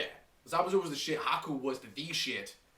And they I killed, never watched They Naruto, killed Haku so- so way You too never soon. watched Naruto? I watched some of it. What? Kinda asked me. Dude, that blows I my feel mind. like it's gateway. Shippuden's cool. I feel like it's gateway anime.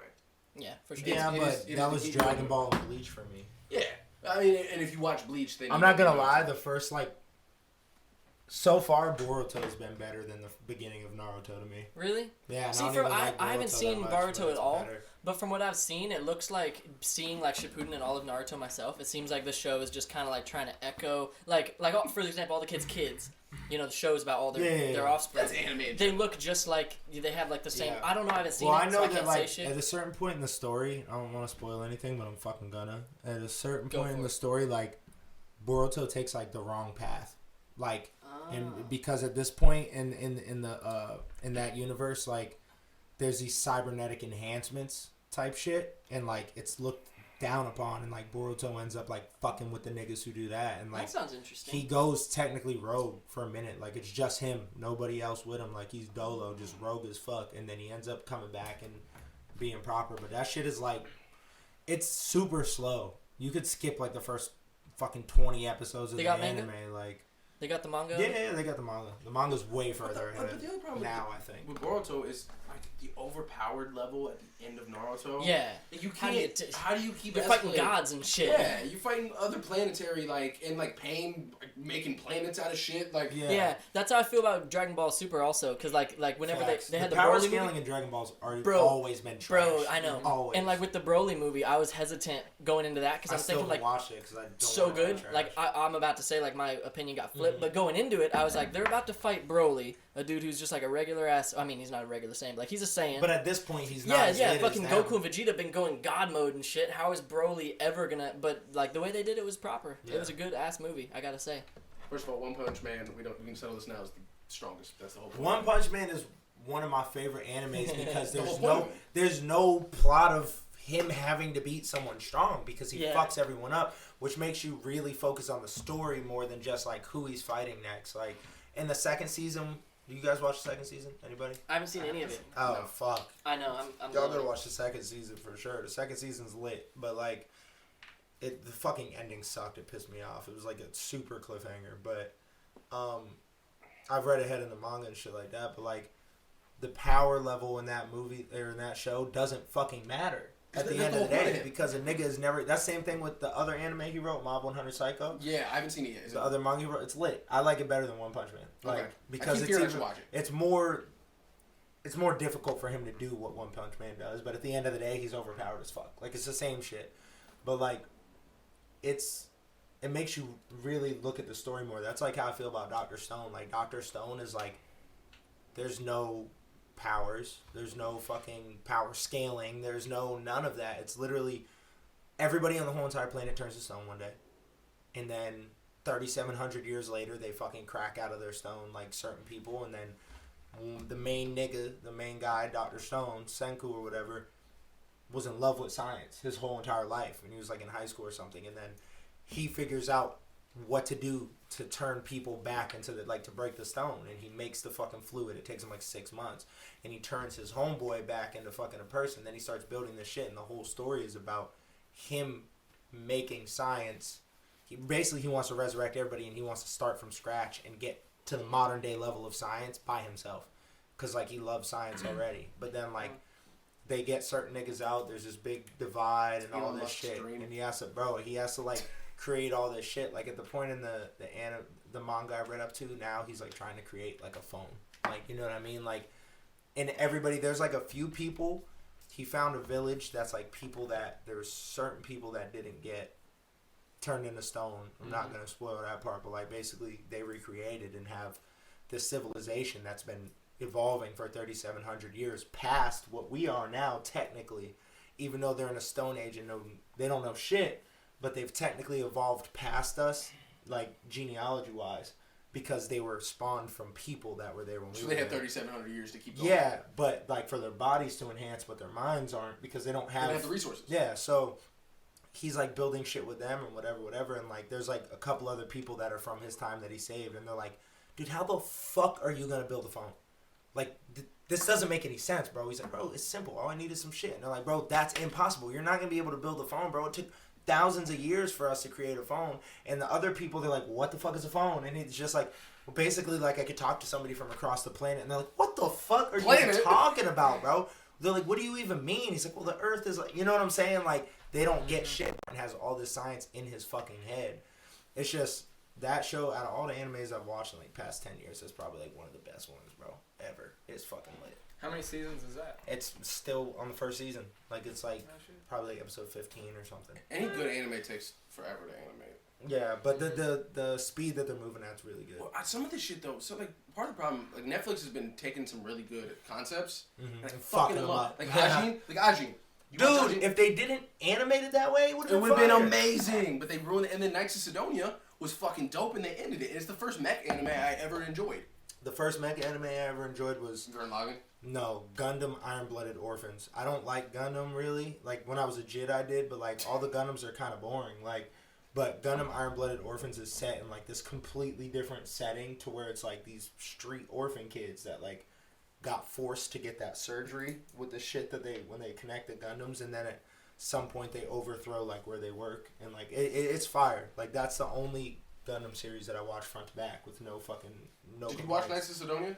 I watched some of it, but I don't, like I said, bro, I don't like no fucking mech anime. The concept, the thing. And the Big O when I was a jit. You remember the Big O? No. It used to come on Adult Swim. It was like so fucking weird and corny, but it was fucking good.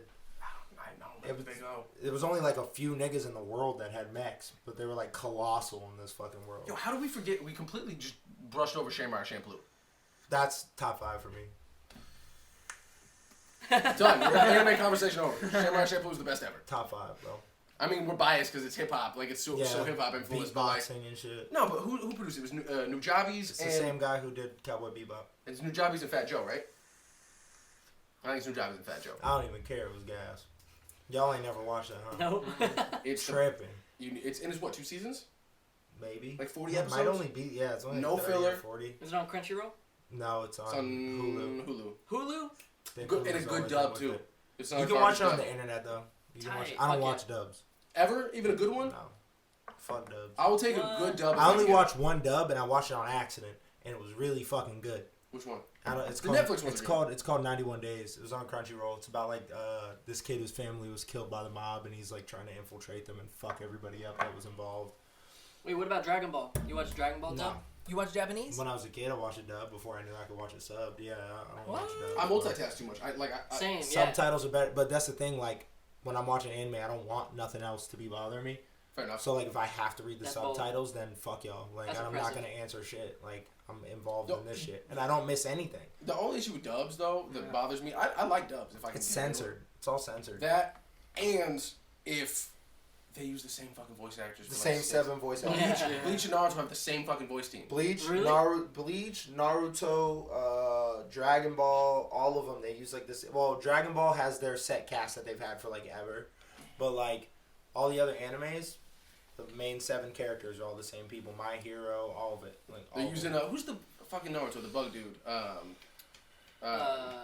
Shino. Shino. Yeah, he plays basically the same like the smart, nerdy, like uppity character. He plays the same thing in Bleach. Same voice. And Bleach is a dope anime, The but Quincy, the Quincy, Quincy, guy? the Quincy dude. I was talking with Slight whenever he was here.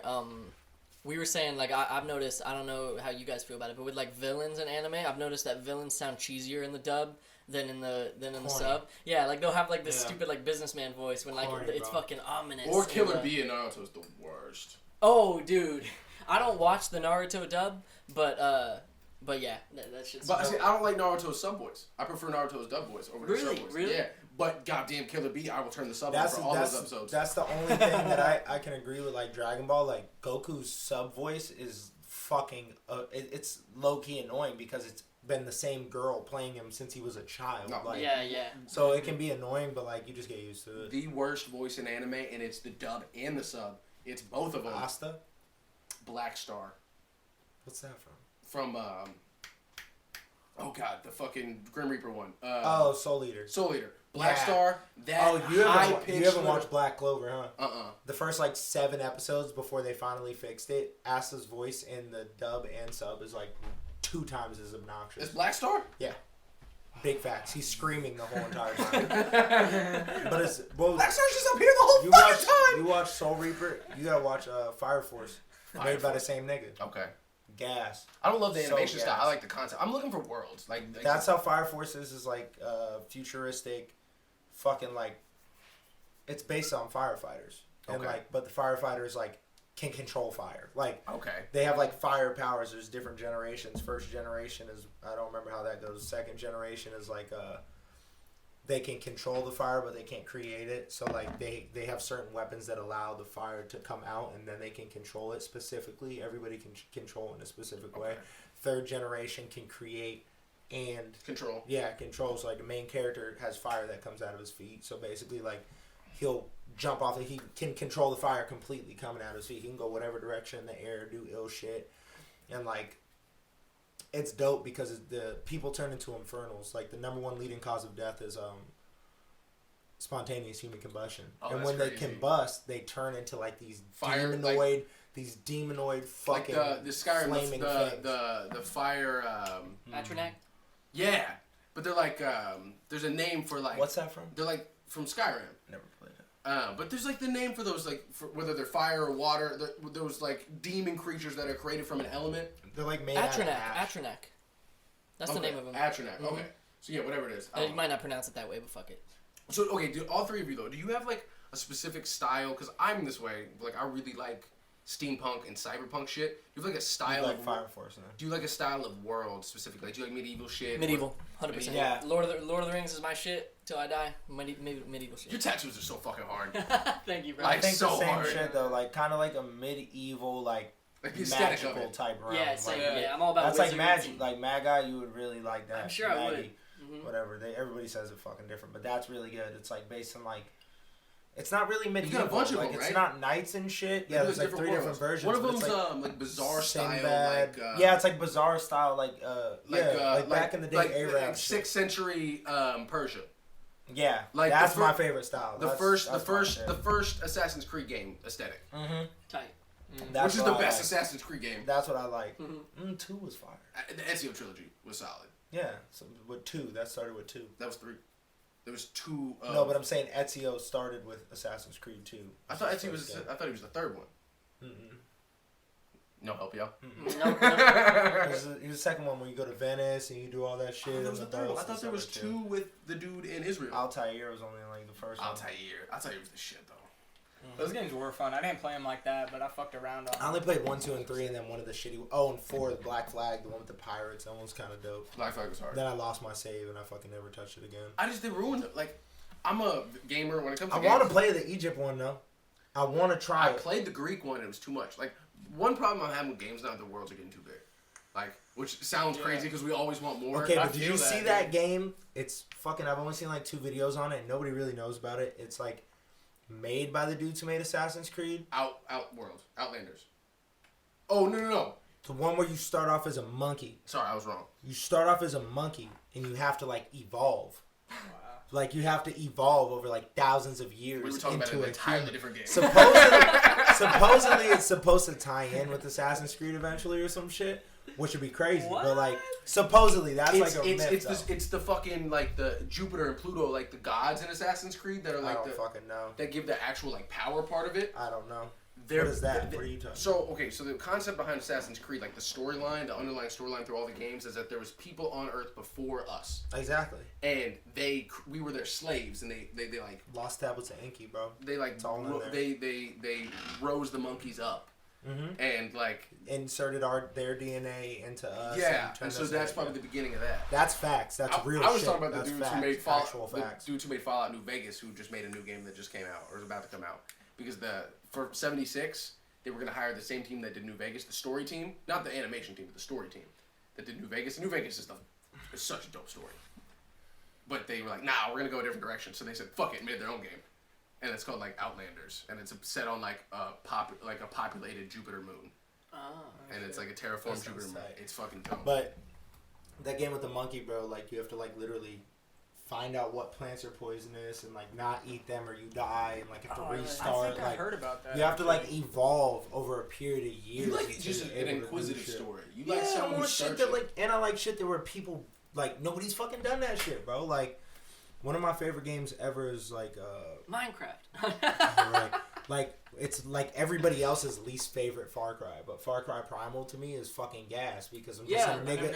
I'm a nigga in the middle of the fucking woods, like creating different bow and arrows to be able to kill bigger things. What's the PC game that's like that where you start out naked and you have to Rust. Yeah, I feel like you love that shit. Probably. I've seen videos on it. I think you got like a bit of an explorer in you. Like yes, I want to go places, but there's nowhere to go. Yeah, I know. There's nowhere new. Montana. I mean, that's never been to nobody. Do you know anybody here that have any of you ever been to Montana or know anyone that has ever been to Montana? I'm from Kansas. I know you're the only person. All the country motherfuckers. You're the first person I've ever asked that question that knows anybody that's been to Montana. I don't even think Montana exists. That's a real conspiracy. That's all conspiracies. Sorry. I don't think Montana's a real place. This is the entire master plan. And the tickets are too expensive. It doesn't make any sense. It's like $600 for a round fly trip. to Chicago and drive. What? Fly in Chicago, rent a car and drive. I'm straight. I don't like driving. What I'm saying is, this is the master plan for me, right? I'm gonna make this music. Move to Montana. I'm gonna make the money. I'm gonna buy a ranch. I'm gonna build a studio, and when he feels like getting out of LA or New York for a week, he can come stay with me, knock out an album. Him and Mar fly out. Wyoming. Well, wherever, any of these places. I'm gonna have like 80 dogs. I'm gonna buy a barn, and I'm gonna convert the barn into apartments and a studio. That'd be lit. And destination recording. So when you want to come through, Yano wants to come through, anybody who's like trying to get out of the city for a minute that is out there doing big things, and I was like, nah, I ain't really here for this. Want to come see 80 dogs? Yeah, you can come kick it with me on my farm with my dogs and make some music and then go back. And I can stay. Yo, you'd be legendary. I want to have a big ass property in like North Carolina or something. Yeah, that's my end goal. Yeah. Nice ass property in North Carolina with just a regular sized house on it, like in the middle, so you gotta drive far as fuck to get out. Mountains and snow. I love snow. I want snowmobiles. I love snow. I want a dirt bike course on my fucking property. Oregon, dude. Dirt bike's scary. ATVs and dirt bikes scary. I ate shit last time I was on ATV and almost died. I have a little. Yeah. I have my godbrother, my little godbrother. Shout out to my dog Medarius. He got into a dirt bike accident a few years ago. He's like 17 now, like a year ago or something. Paralyzed, bro, from the waist down. What? Sucks, bro. He just actually like rapped for like Jadakiss like a month Really? or two ago. Yeah, it was super lit. I was so proud of him, bro. Cause like when I went up to visit in September, he was telling me about it, and like he rapped in front of me, and I could still tell he was a little nervous about the shit. And I was like, bro, you gotta fucking slide. You about to do this shit in front of Jadakiss. And then I saw the video of him doing it, and he was just like, it was like flawless, bro. He killed it? Yeah, it was cool. Yo, it's so cool. Even seeing him step up. Jadakiss was like, yo, especially somebody coming from your position, bro, where you were dealt like bad cards, bro. It was tight, bro. It was super tight. I was saying he's got a bunch of built-in fucking fire-ass bars just built into wheelchair jokes and nobody else. Fact. You can't say shit, but I can, nigga. Yo, tight. God damn, there was somebody somewhere I was gonna go with something we were talking about earlier. I don't know what the fuck it is. We're all over the place. I know. like We were it. talking about how big But I worlds. You said like you don't it. like how big worlds are getting in video games. Yeah. Like, so the last game I like got really into, because I don't like to play online really. Like I like a story Same. game. Me I too. like games. I like where I can play by myself. Yeah, me too. I like games like movies. But I love, I like, want to Call play of it once a Duty, year too. and put it on a shelf. I want to play it for a week, put it on a shelf, and not touch it for a year and a half till I like forget enough about it that I enjoy it again. Yeah. So I got really into Horizon Zero Dawn. That shit was amazing, but it was just big enough. Like I'm not a 100% completion person. I'm gonna finish the story. I'm gonna do a lot of the side quests. I'll probably get like 87%. I 100% completed the first 3 Assassin's Creed. That's a lot. For sure.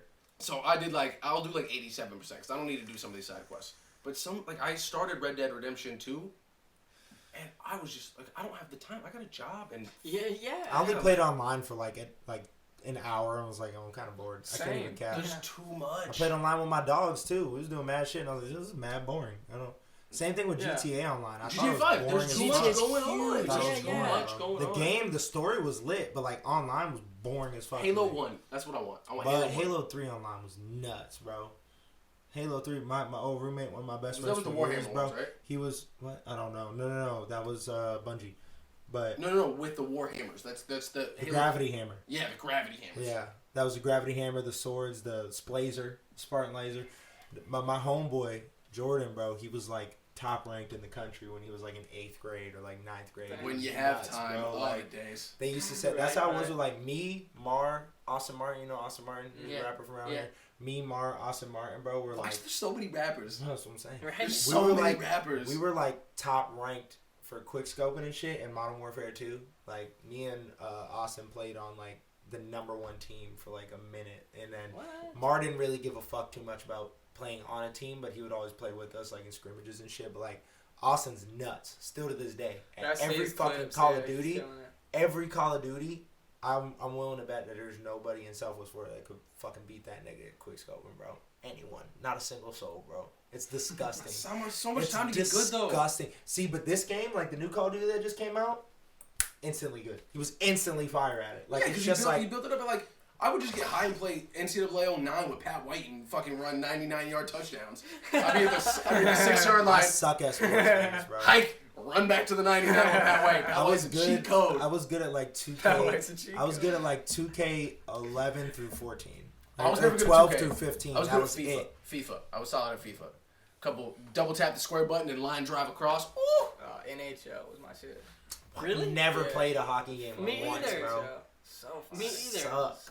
Problem with hockey is I'm blind and the puck's too small, so I can't see what's happening. I I'm played for real, hockey. it's I moving played too hockey fast. when I was a Yeah. kid in Massachusetts. I was on a hockey team. You too big to play hockey. I wasn't back then. I was just chubby. What y'all know about Harry Potter Quidditch though? You ever play that game? I haven't played. That I was loved the Harry shit, Potter when I was a dude. kid. That's That one of was the the first shit. one of the first movies I remember seeing. In I loved theaters. Harry Potter when I'm now. I read all the Bro, books. it was I read like all the game. books. You remember Up playing until that? like half. What is it? Half Blood Prince or something. I read all of them up to that. Yeah. That's Yeah. the best By one. like 5th grade or whatever. But you didn't go to number 7? I read them every year.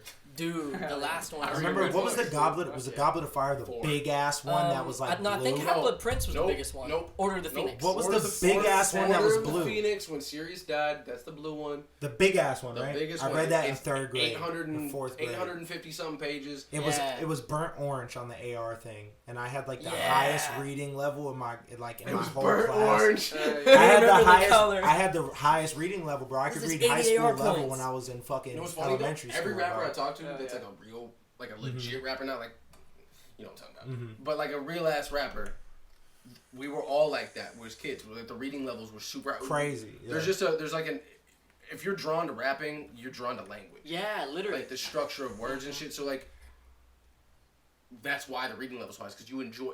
It's just passion for it. Like, I still love enjoy reading. That's why I'm surprised you don't like manga, bro. It's reading. Because I'm not reading though. I'm looking at art and reading, and it's distracting.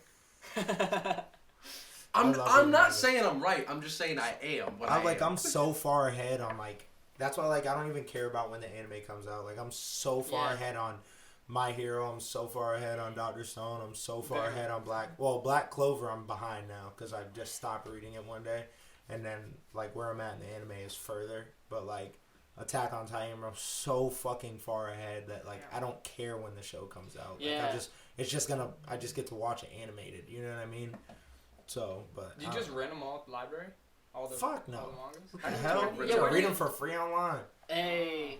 Sorry if that's illegal. I don't have the physical copy of it. You know what I mean? Like I have physical copies of like a lot of Tokyo Ghoul. See, that's my thing. I need the like, physical copy. I have physical copies of like Tokyo Ghoul. Like all of them? Not all of them. I probably have like 'cause them shit's expensive. three or four, whatever the fuck they call But that's chapters. not. Maybe It's not surprising to me. You really like the manga because like your brain Yeah. works that way. Yeah, that's functionally. how. Yeah. Like you identify with that style of art. Like that's something you would like to do. Exactly, and I like with the DBZ fucking manga, dude. I would take Theirs pages. is behind too, though. I would like like the Shred Grip manga. DBZ manga is behind the show. Yeah. Like Super, it was behind like 10 chapters. Yeah, like, but I would fucking like photocopy certain pages, and then I'd use that as like reference to draw Dragon Ball Z dudes and shit like that, because like I just fucking love the art, bro. Do you have your own? Like, have you figured? Are you still playing, or have you like sunk into your own style and stuff yet?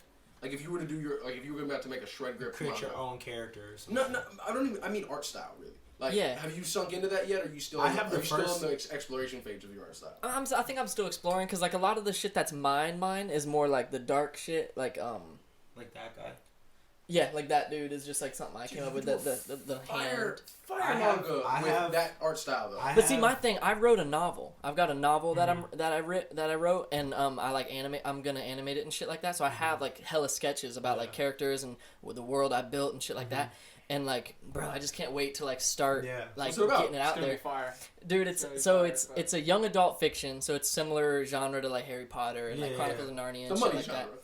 Yeah, and it's like bro, the way I describe it is like if y'all ever fuck with RuneScape. Yes. Yeah, when I was a kid. So Then I got hacked. So yeah, true story. I just couldn't stand in the same place in mine for that long. Yeah, but see, like I saw it as like.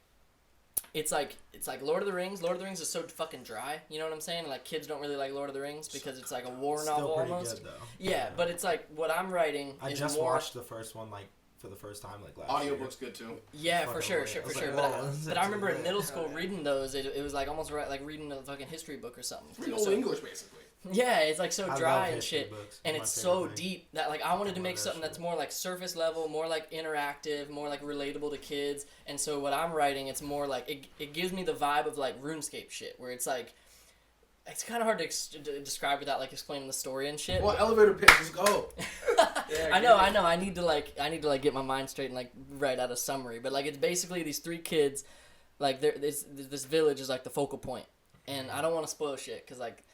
Shit, like there's three kids and like they're the fuck, dude. How do I do it without fucking? This is lost tapes, man. People are gonna read the book in 10 years. Just go into it. Think about the first 5 chapters. You're right.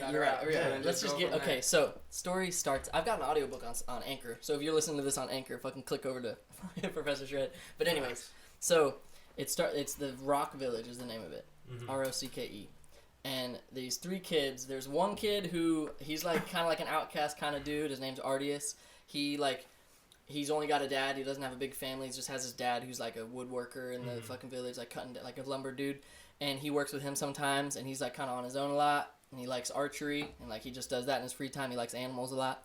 The other kid named Rainier, who he's like the head honcho of the village. His parents own the village. I have a friend named Rainier. Yeah, so Rainier Rock is his name. So his parents own the place, and they're like the head honchos of the village. So he's like got not royalty because it's like a village. He's that nigga. He's that dude, and he's like a warrior type. Like he's like fucking got that in his blood and shit. And he's like cocky as fuck because he knows that he's better than everyone. And then other kid named Nezo. He also his parents are some of the strongest wizards.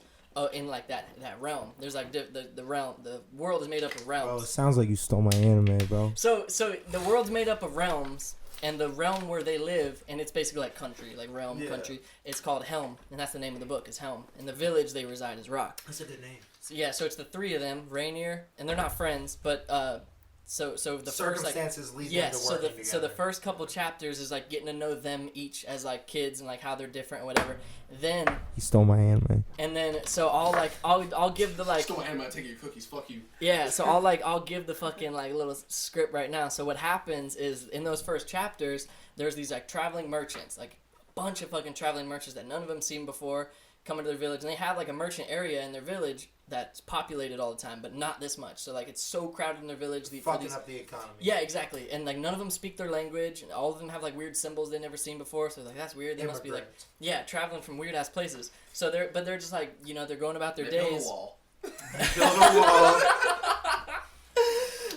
But no, I wanted to allude to that. I want throughout the stories, I want to allude to the fact that like difference is not bad. You know what I mean? Like different culture. Yeah. You know what I'm saying? But in this case, it is bad because these dudes don't speak their language and anything, and it's so populated. And then they all end up training outside of the village, which they're not supposed to do. They're supposed to stay in the walls of the village when they're training. There's like a training ground.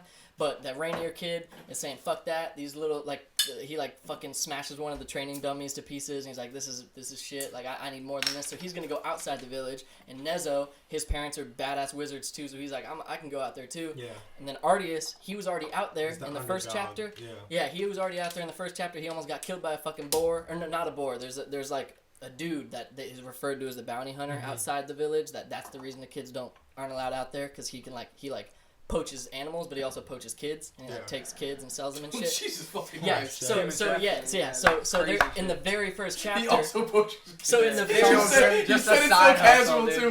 Wait, He punches kids, but he also poaches kids. It's fine. Is it R. Kelly? Or no, like, fuck R. Kelly. No, fuck R. Kelly. Bro. Yeah, but so fuck him. But so Artius already had a run-in with the bounty hunter outside the village. So when the two of them are going out, he's like, "Fuck, these kids are about to get murked." So I got to go out and like check on them. So he ends up going out, and then while they're outside the village, shit goes down inside the village, and like they hear screams, they hear some like crazy ass shit, and there's this like weird like creature thing that hops out of a tree and is like it's like this weird like humanoid werewolf type like ghoul thing. Voiced by Sling. Yeah. So ends up whole He wants to be Smog. So Who? Dragon from Lord of the Rings. So they end up booking it and like getting like they just book it like into the further into the woods, and then the whole village ends up dying. And so it's just them, and they're trying to go to the king. Weren't in there. Yeah, so they're trying to go to the king's castle. They get away from. There's one dude from the village that ends up like sacrificing himself, like the guard keeper dude, like protects them so they can get out, and he dies. And then they book it, and they're trying to get to the king's castle to like get bounty hunter. To get a couple times. So that's like the first handful of chapters is them trying to get to the castle to seek refuge. But the fucking king is also corrupt too. So like. Bunch of shit goes down, and that's the basis. Bro, I have the first season and the last season written of an anime because I realize there's none of these animes fucking ever end. Like, and if they do, it ends like shit. So I wrote the first season and the last season, like basically the rough idea of the first and last season. But like, just because now I know it has a concrete ending, but like. The first, it's like somewhat similar, but not really. It's like three main characters. None of them really fucking know each other, but they're all from the slums, like in the area that they live, which is like Maggie, like the whatever you said, 6th century, like Persian. It's kind of like that. So they're all starving and shit, and they're all going to like. There's this dude who has a sandwich shop. It's somewhat steampunky too because there's shit that's more advanced, but like. There's a sandwich shop, and the fucking dude walks away. So you're in the body of you're basically following the main character. Which is based off of me. The fucking other two characters are based off of my best friend Pelly and then my best friend Mar. So, like, we're, like, the main characters. It's not our names, but, like, that's the design that I want to have. Is, like, Pelly's dude, his name is Alistair. Like, he's supposed to be white, and then I'm supposed to be, like, whatever the fuck mixed is back then or whatever. And then Mar's, like... Probably mixed. Mar's, like, a black kid, bro. And, like, we have... His name's Shaw. His name's Alistair. I always forget what the fuck my shit is, but... Or no, maybe I don't know. Who knows? But flip sling be nils. Basically, like you're following my character, and he's kind of like you see him like going through garbage cans and trying to like find food, basically, because he doesn't have a family. So he sees the sandwich dude leave, and he sees there's just a sandwich on top of that bitch. And he's like, "Oh fuck yeah, I'm about to hit a lick." He goes to hit a lick, and at the same time, he sees this other kid coming to hit a lick, which is Pelly's character, and he's like, "What the fuck?" And he starts running towards the bitch. And right when they're both about to grab it, Mars' character comes jumping off of like this fucking platform, bro, and just snatches the shit. And like runs down an alley, and now both of them are chasing him, and he's like jumping off the wall doing like ill parkour shit. And like at the end of the alleyway, the fucking sandwich shop owner's right there, bro, and he just fucking busts all y'all and brings you to the jail, like whatever their jail is. And the dude who runs the jail is the sandwich shop guy's owner. So he throws all three y'all in jail and whatever. And you find out that like Pelly's character doesn't have a family. He doesn't know what happens. He doesn't remember anything past like a year. Like he doesn't remember shit. So his character has a family, and then my character has a mom and a sister. But basically, they had to leave and go work for like one of the royal families. It's basically like serfs, because they were trying to pay off this debt from like years ago that the mom had. But they said, okay, you can come work for us. We'll give you a living quarters. We'll do this. We'll do this. You work for us for 15 years. Your kid works for us for this long. And I was like, fuck that. I ain't fucking going. And then I stay. And then Mars' family, like his mother is sick, and his brother and his sister are with his mom, and he's just trying to get food for everybody and shit. So you get thrown in the jail, and they all kind of end up being somewhat chummy, like in the jail, but like they don't fuck with each other still. And then the sandwich shop owner comes and gives them all sandwiches. Like he's like, look, y'all are fucking dumb, but here, y'all niggas must be hungry. And then eventually they end up going on a journey outside of the city. And when they leave, it's like everybody in the city, you could kind of describe it as in like quirks, really, but they're not the same. It's like way more rare, but not as rare as like a fucking superpower would be. Yeah. But basically, there's people who are like completely useless, and then there's people who are like can do certain things, and then everybody's is slightly different, but they go through a trial period. Like basically they're running into like beasts and all type of shit in like the desert area that they're in. But there's at the same time there's like this secret organization. They have like these red cloaks and shit that are amplifying people's powers, and they're amplifying people's powers to like fucking insane levels, like nutso levels. Like they show a dude that has like he can like amplify the growth of plants. So basically he sees a little fucking piece of grass coming out, he can like kind of make it bigger, like speed up the process. And then they show after they experiment on him and shit, and like install this thing on his back, bro, that like that same thing he could turn into like an oak tree, like nothing, like in a second. So they're trying to amplify people's powers, and like it just goes through this whole thing. Like Pelly's story is like super dark. Like he doesn't remember everything. The only thing he can remember, and he doesn't talk to anybody about it for like hella long, but the only thing he can remember is like standing over his parents and his like brother and sister's body, like all dead, and they're just covered in blood, and he has a knife and he's covered in fucking blood. So like there's somebody that's on the loose. You see scenes, boom, boom, boom, whatever, that the fucking organization killed his family and he hid. But when they realized that they didn't kill him, they fucking like put this drug shit in him or whatever, and then fucking gave him the knife. So when he woke up, he thought he did it and ran away. So, but it's fucking lit, bro. Damn, bro. It'll be fucking Good, fire, bro. It'll be lit. Yeah. I wrote everything, but now I just need somebody to animate it, to draw it. We all got too many fucking shit going on. For We're all real. making music and art and writing books and shit. Right? How do we find time? We don't. That's why my book's not written. I'm gonna write a book about my childhood one day, bro. That shit gonna sell hella copies, boy. You gotta wait till you like a little big and people. Exactly, bro. I got so much shit. I got like 2 years of my childhood I could write about. Like it could be 3 books, bro. It would be so lit. Damn. All right. We're gonna take one more quick break. We got a bigger topic to get into and one last chunk, but I'm gonna take a break real quick just to get these AC on. Yeah, facts.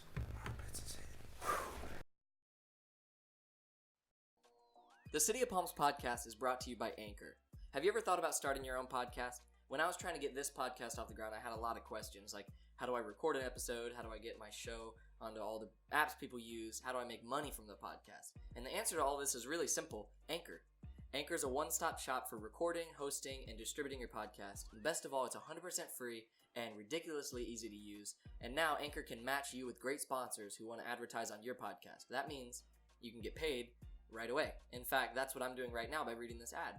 Me and Danny searched all over the internet for different outlets for distributing and recording, and for websites that would host our podcast. And a lot of them, you have to pay money, or it's really complicated, and especially for someone just starting out. And Anchor really was an answer to all that, because you can record straight on Anchor. It's very user-friendly, and it's totally free. We don't have to pay a penny to use this. And so it's great for anyone who's wanting to start out. And so if you're wanting to start your own podcast and make money doing it, go to anchor.fm/start. That's anchor.fm/start to join me in the diverse community of podcasters already using Anchor. That's anchor.fm/start. I can't wait to hear your podcast. I need more tattoos. That's what I'm saying. I just got my first one. Now I'm like 20 or my something. last name. But they're all small. Like 20 small tattoos. This is such a dope neck tattoo though. It's similar. What? The neck tattoo you have. I have two. Yeah, this one's fun. These two are dope though. I want to get just right here. Nobody exists on purpose. These are random words too. Oh yeah, that'd be sick. Like one of them says bag. The other one says talk, because I had to get another tattoo that would somehow line up with bag. So I was like, bag talk, nigga, I'm talking bag all the time. That's dope.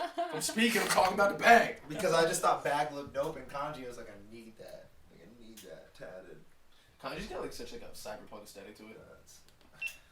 You bad. throw some neon on it. Yeah, I got three. This one, and then that one. This one says look up. I did the Pikachu, and people were like, why the fuck you have Pikachu? So I put look up there. And then it's just like, well, what does that say? It says look up. And they're like, well, what's up? And I'm like, Pikachu. And then I always say it to girls, and then they're like, well, why do you have Pikachu tattoo on your leg? I was like, because you keep going with my pants, you're going to be shocked. My girl hates my tattoos. It's just a shitty joke. She doesn't like. She doesn't hate my tattoos. She's not a fan of the snakes. Not a fan. Really? Why? No, she just like doesn't really like big tattoos. Not church. She just doesn't love big tattoos. Damn.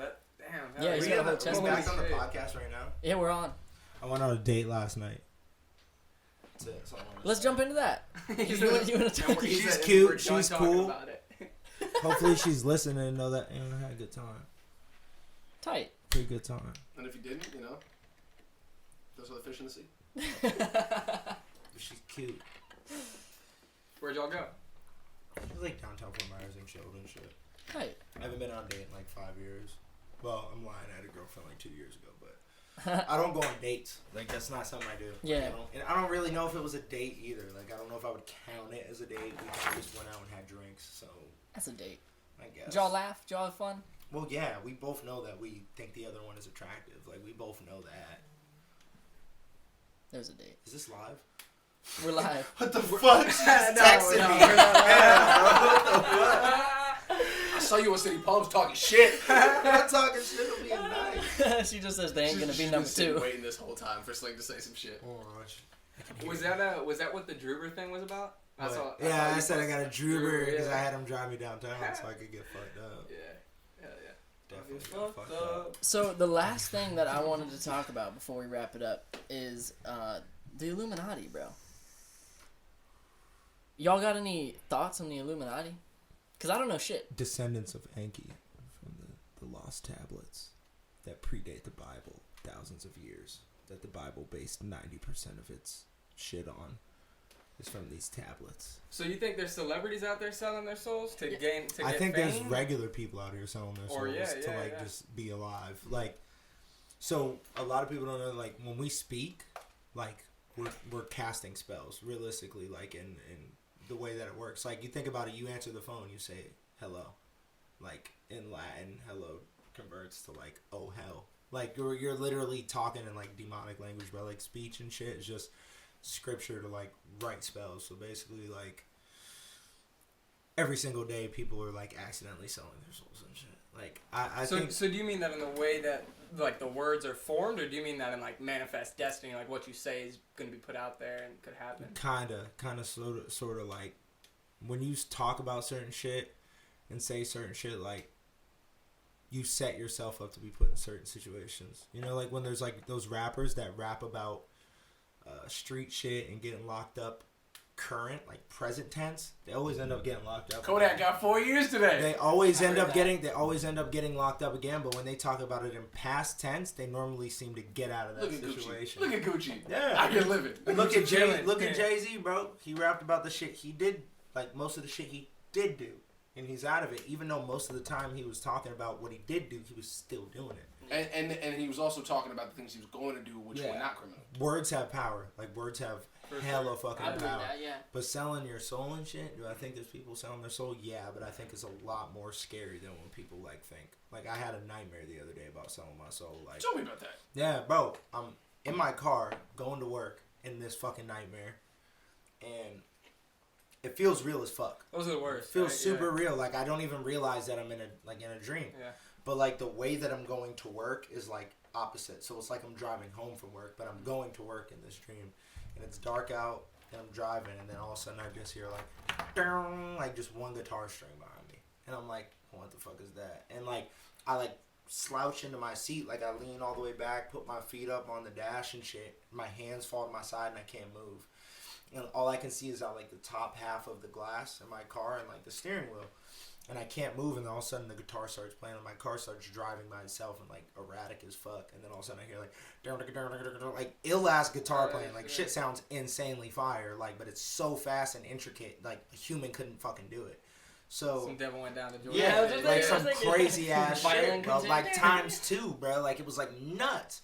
And the crazier the guitar's getting played, the crazier my car's driving. It's going off-road, and I can, like, feel it. Like, it's real, like, going off-road. Like, when you hit the grass a little bit, it's like... And I know for a fact that it's the devil behind me. I'm like, oh, it's the fucking devil. He wants my fucking soul. Like, what the fuck? So, all of a sudden, I hear, like, inside of my head, like, not like somebody said it, but, like, it was, like, inside of my brain. It was, like, your soul. And then, like, I woke up, and when I woke up, I was sitting up with my hands on the wheel.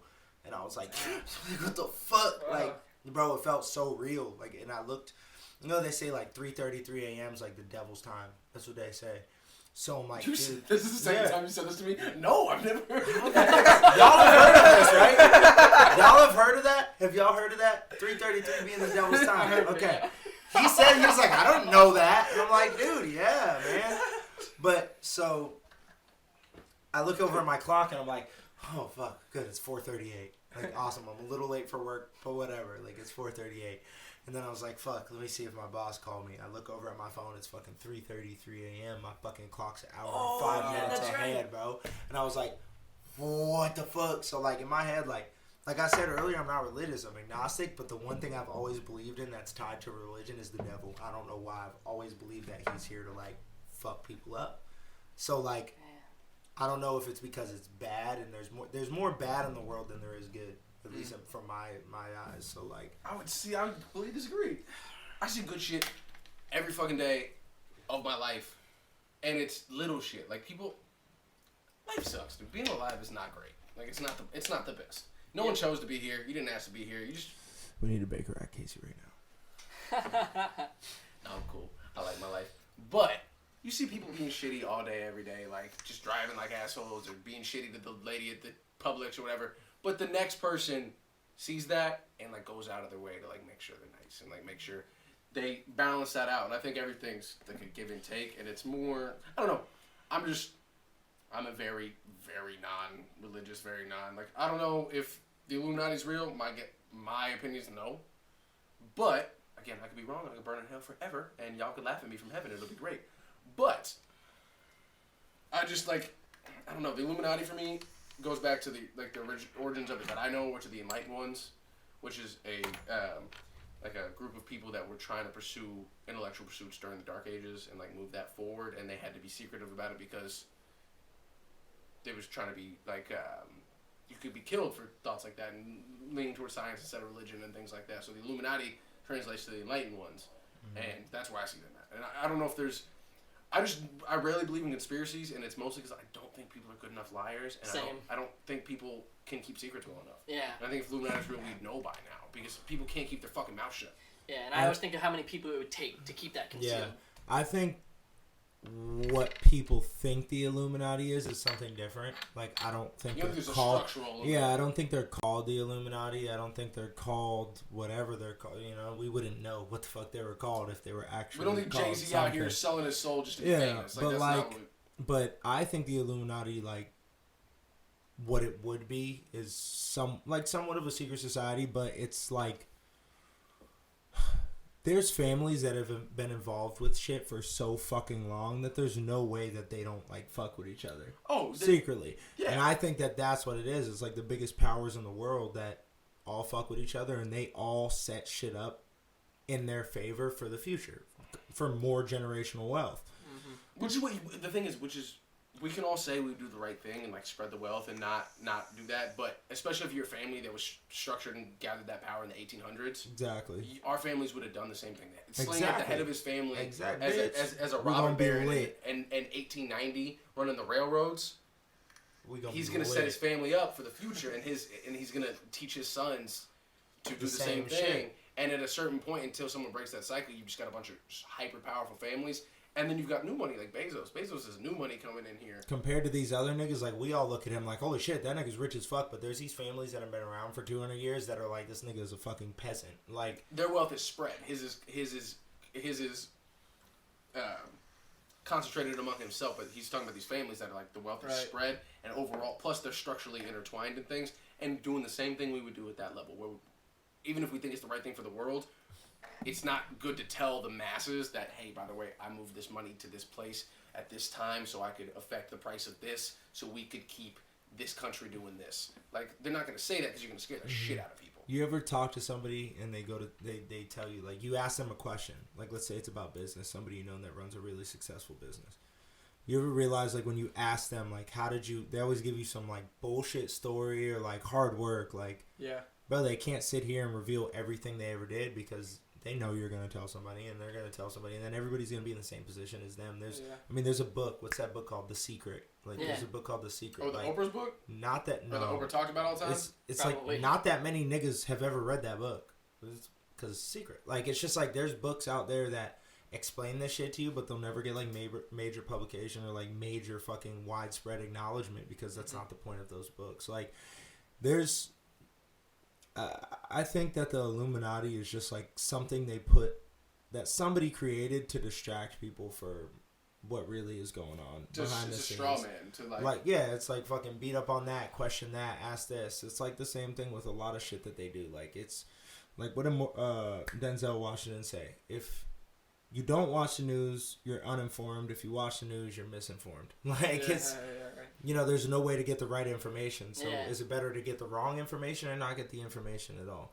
So it's the same thing they've been doing to us with, like, outer worldly shit for years. Like, they've been giving us the wrong information or they've been giving us no information at all. And that's why people create their own information. So now at this point, nobody fucking knows anything about the Illuminati, about outer space. I worry more about, like, you've heard the Eisenhower speech about when he was leaving office about the military-industrial complex, and like, that shit is terrifying. Because that's the president of the United States, as he's leaving office, being like, hey, worry about the money and the guns that are working together to control things. And I worry more about that than some mystical society where the devil is controlling you. I worry more about real people with real influence that know other people that are working on a small scale with lots of resources. If somebody working with the devil, bro, they're just gonna destroy everything, and we ain't gonna have nothing to say about it. That's superpowers. Like, if that's real, you can't do it. But you can't do shit. But you can. At this point, with the technology and the information level we have, stuff like, I mean, it's a fucking meme right now, but the whole Epstein thing, like, that nigga got murked, and everybody knew off rip. And Trump knew him, and the Clintons knew him, and everybody fucking knew this dude. He was tied to mad niggas in power. That's why he got murked. This is the first time in history we got a chance to figure it out. Yeah. Well, you can't let it die. That's the thing. Like, there's the joke memes and, like, the Epstein didn't kill himself and people get it tattooed and painting his face and shit. And, like, that's all the joke side of it. But the serious side of it is you don't let the news cycle take that away because it's important we figure out what the fuck happened to that dude and why it happened to that dude. Because he was a human piece of garbage. But he was facilitating other people to do that thing. Yeah. But that's the thing. At the same time, who's to say all these memes and shit weren't created by political parties and by people in the government? That's the wildest thing. They've been doing it for years. They make light of things that are serious. And bro, that's the shit that trips me out because, like, throughout history, it's a fact that, like, propaganda exists, and that's a tool that political, like, that people in general use to, like, manipulate others. Nowadays, bro, because it's not just radio and TV. But now we can make propaganda because we have access now. And the amount of information that's spread instantly every single day, the amount of propaganda that we, like, have suspicion of is one thing, but ones that we don't even have suspicion of. You know how many times I go out. on Facebook and people share shit and they're like, I can't believe this is real, and then I click the link and it literally says it's a satire website. Like, people just don't even People forget the Onion's a thing. Yeah, people forget that hard times is a thing. Like, all these fucking things they just don't even think of. And it's like, that's crazy. I can't believe that. It's like, bro, it's not fucking true. Like, well, also, but some of the Donald Trump becoming president would have been an Onion article in 2007. Like, the Onion would have written the Donald Trump presidency as a The Simpsons made fun of it, like, right? Fucking 20 years ago. It happened. We're living in the ridiculous timeline. Like, we're it is. That's why, like, when people laugh at Kanye saying he's gonna run for president in 2024, it's like, I might vote for his ass just because y'all voted your white clown. I'm voting my black clown. For like, real. I love Kanye, bro, but he be wilding. Nobody who deserves that job wants that job. No, dead ass. Nobody wants to be the president, bro. Bill Gates could be president tomorrow. He doesn't want that job. He doesn't want that, bro. He's doing more good with his charity work. Factual. And he's got the money and the influence to do some of these things behind the scenes where he can actually help shit. Bro, I think Kanye be a better president than Trump, though. No bullshit. That's At least that nigga come up to the podium dripped. Come up with some fire shit with the new Yeezys on. That nigga come out in the same red top every fucking day. Like, nigga, also, change the fit. Wear a blue suit. Like, wear a red, like a yellow something, bro. most attractive first family in history. Yeah, bro. Hell yeah, Kim K and First Lady, the Kennedys ain't got shit. God damn, bro. The Kennedy. I grew up down the street from their compound, like from the. We saw that girl. The girl just died on their compound, right? One of the Kennedy daughters. Probably some shit. Not their compound, but what the fuck did they have? neighbor. It was like a house in Hyannis, in Massachusetts, where I'm from. Like right down the street from our house is like, what is it? They call it something. It's the Kennedy something, but like they used to throw like fucking festival things, have like bands out there playing and shit when I was a kid. What do y'all know about the Anunnaki? Never heard that. Oh shit! I feel like I know the name. I've but heard I don't know about it shit from about fucking who was The it? Anunnaki. The Anunnaki. Anunnaki. Okay, what is it? Yeah, the Anunnaki The clan. Anunnaki is supposedly like this ancient alien race that's been like leading humans for like hella long. Like the crazy paintings and like carvings and like the ancient Egyptian shit like supposedly depicts the Anunnaki and shit like that. You need to read Magicians of the Gods. I don't know what that is, but it sounds fire. You need to read The it. Anunnaki supposedly is these basically it's kind of tied into like the Planet X thing and like all shit like that. People have tried to tie those together forever, but realistically, the Anunnaki is like I keep going back to the fucking stone tablets of Enki, bro. Like if y'all haven't read those, they have audiobook version of it. Like the stone tablets of Enki describes what happened on this planet before us. It describes this shit in depth. Like the book of Genesis in the Bible is 100% ripped from the stone tablets of Anunnaki. Like nothing's changed but names. That's the only difference between the book of Genesis and the stone tablets of Enki. Yeah, bro, they stole some Revelations, Genesis, parts of Revelation, all of Genesis. Jesus as a concept is just a ripoff of an Egyptian story. All of it, bro. It's the stone tablets of Enki. It goes through years, bro, thousands of years of like shit that supposedly happened. The reason why all the deserts in Africa exist is because there was a nuclear war between brothers that are from this other planet, which that's what they were trying to tie to Planet X, was the planet they're from, but it really doesn't have any correlation. But Zechariah Stitchin like wrote about it, and that's how he was trying to tie it together. But like in the Lost Tablets of Enki, bro, it talks about the tree of life, the chromosomes. It talks about how the humans on this planet were somewhat humanoid, but they were still primal beasts, and they were trying to reproduce. So what they did was literally like, what's the word I'm looking for? Genetically alter the humans to be more like them, to create them, uplifting the apes. Transform them into workers for them, slaves. Like basically like you do our work for us, because supposedly this is the part where it kind of goes off, but like they needed gold in their atmosphere or something. I'm not too sure about all that shit, but like, so they had people here mining gold was the idea. So like, the tablets of Enki are thousands of years older than the Bible, and they talk about the face on Mars. Well, like, there's no way we could see that from Earth at that time, and they say that that's a stone monument that they created on that planet because it was a way station. So basically, you leave Earth, stop on Mars, and then that was about halfway to their planet, where they would have to go to take the gold and shit. But the face was this guy that they had called Alalu, which was like the person who pressed the boundaries of making humans too human, to where they were like, fuck y'all, like we don't give a, you know what I mean, and started doing whatever they wanted to do. They imprisoned him on Mars, and then they built a face to like represent him from the good shit that he actually did do. Like you heard of Göbekli Tepe and shit? Nope.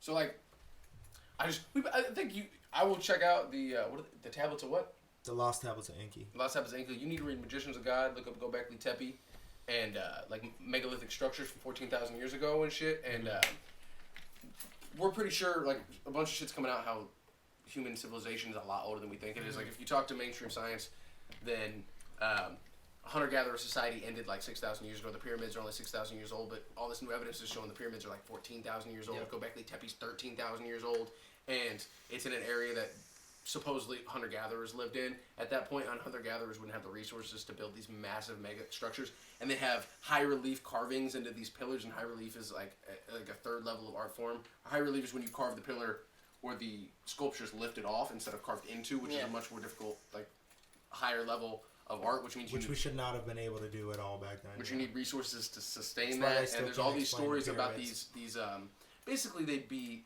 the equivalent of like wise men from all over the world around 14,000 years ago. The Incas, Göbekli Tepe, Indonesia, all over the place. There's these similar stories of these like tall, slender people with beards, and they didn't fit in these societies, and the Anunnaki. They entered these tribes because they were like the last of the people, and it's talking about how Atlantis could possibly exist and things like that, these advanced societies, and they are what like uplifted these tribal people all around the same time. So yeah, Magicians of the Gods, Graham Hancock, right up your alley. Shit. Yeah, but that's like the shit like back then they talk about like shit similar to that. Like it's really, these people come down as somewhat teachers. Like they were trying to use the closest thing to them on this planet to get what they needed done. And then when they started interbreeding and shit like that, that's when they started. Like, they're talking about how many chromosomes people have in tablets from, like, 8,000 years ago. How the fuck do they know about chromosomes? Like, how do they know about any of this shit? That's the thing that I always say to people is, like, how the fuck do we know they didn't have cell phones, like, 10,000 years ago? Dude, there's ancient Egyptian carvings and statues of people with wristwatches on, like with physical wristwatches, like look just like this, bro, on their fucking wrist, in these Egyptian fucking ruins. Where did that come from? Explain that to me. Oh well, that was probably that. Suck my dick. That was probably not that. Like, you know what I mean, bro? If we were all extinct today, and like this is with the double-edged sword, bro. It's like that could be true. Or maybe it was just somebody making up some cool fucking ornament for his wrist. Like, I could sit here and say, like, all that shit proves that all of that shit happened. Like, but at the same time, if we were all extinct today and somehow humans repopulated the earth one day and all they found was a fucking Harry Potter DVD, they would think we all knew magic. You know what I'm saying? So it's like, it could go either way. Well, and nobody really fucking knows. The stuff that would last isn't this stuff. Like, this, 10,000 years from now, gone.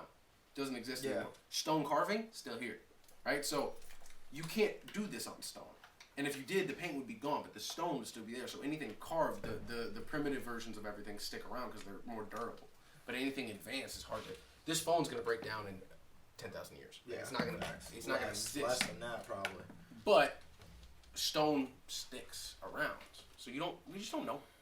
Like I said earlier, you know zero things. We know zero things. We have thoughts, we have guesses, we know no things. I really do think them niggas in Egypt was on a whole different level, though. Yeah. Them niggas had batteries and light bulbs, bro. Yeah. They have carvings of niggas with light bulbs on the bottom of the pyramid. They have those stone vases with like shit in them that they think might have been batteries. They got shit that they have fucking hieroglyphs of goddamn helicopters, planes, and boats. Like actual hieroglyphs of this shit carved. Like there's nothing else. Inca's same kind of thing. Yeah, in every major society from the past that was all roughly around the same time, they all have these exact same carvings and ideas, but they sit there and tell us that everything was primitive. Like there's still shit in Egypt that they cannot explain. Like they really don't know how the pyramids were built. Like the whole slave shit is a theory. Like it was never proven. Like and all the history books that we read when we were jits is all theory. Yeah. None of it's facts. It's all theory. So it's weird. They started a new theory where they think that the pyramids were built from the top down, which makes no fucking sense. But yeah, makes no fucking like sense. Central pillar and then out. But by the way that they started like analyzing the pyramid itself, by the way they started animating or whatever, looking at the pyramid itself, they're starting to see that like what they used for foundation to put this piece on this piece is older than at the bottom at the top. So it's like, how the fuck, you know what I mean? And they line up with like the Orion's belt and all this crazy shit. Like all the big monuments line up with specific points in space. All those laid out trenches in Peru were from space, or not from space, but from the air, look like animals and shit like that. Yeah. These, The something lines. yeah, the Nazca lines. Yeah. The Nazca lines. Thousands of years old, carved into Makes the no fucking sense. How are they seeing it? They're all doing all that LiDAR. You wouldn't be able to tell from the ground. They're doing all that to make that. They're doing all this LiDAR, which is this light imaging radar shit, in the Amazon rainforest that's showing like foundations of cities that would have held hundreds of thousands of people. And they're buried in the rainforest because the rainforest eats everything. Yeah. Including a city. It doesn't matter. It'll And fucking like, munch anything. but now that they can do this LiDAR, they're seeing the foundations and shit. We don't know anything. Dude. And we're lied to a lot.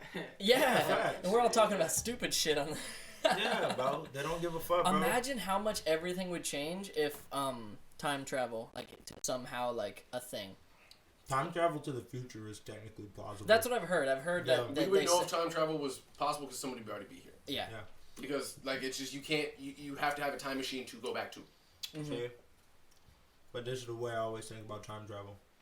If somebody from the future was to time travel into the past, two things would happen. We would all think they were fucking nuts. Or God. Yeah, or a nigga would just murk them. Like, it's just like, I always think about this shit like, bro, the government is huge. Like, all the shit they got running is huge as fuck. They got fucking military operatives in place they don't even need to fucking be. Like, if a time traveler's coming back, bro, they're just murking a nigga. Like, who gives a fuck? Like, it's so odd. But, like, traveling to the future is plausible. Traveling to the past, they still technically don't have a grasp on it. But there's no math that shows it's possible yet. There's math that shows it's possible before, but there's no math. I think there is people that have been here for longer than normal humans, though. You know what the other thing with any of that is? So I heard someone, I think it was Lawrence Krauss, was trying to explain it. Nobody's ever seen a baby picture of Jay-Z. That's all I'm saying. But all this math, immortal, bro. all these theories and science and facts and stuff we accept. So like quantum physics, right? Other physicists that aren't quantum physicists will tell you there's about 50 people alive that understand that math.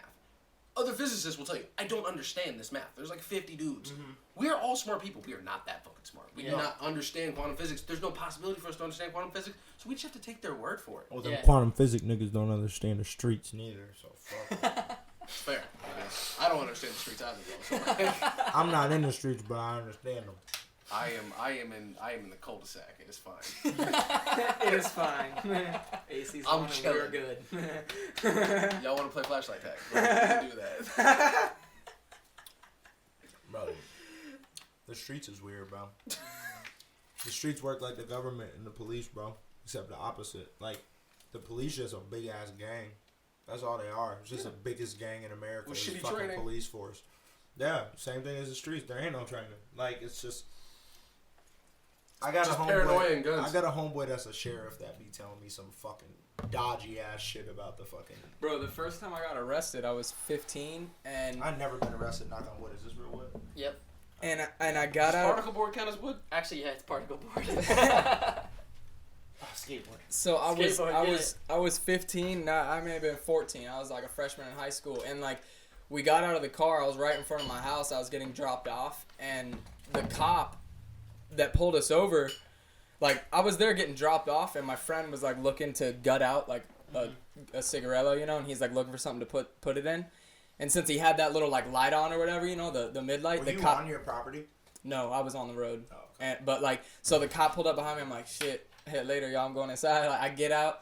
The cop puts his hand on his gun. He's like, get back in the car. I'm like, all right. So I get back in, and then he comes up and whatever. We got arrested, but he's telling us like as we're on our way to jail, he's like, because we had like mad weed on us. He's telling us, because I was like, how'd you even see us? Like, I was getting dropped. Like, what the fuck? And he's like, I was the one road over, and I parked my car and got out, and the SD's full.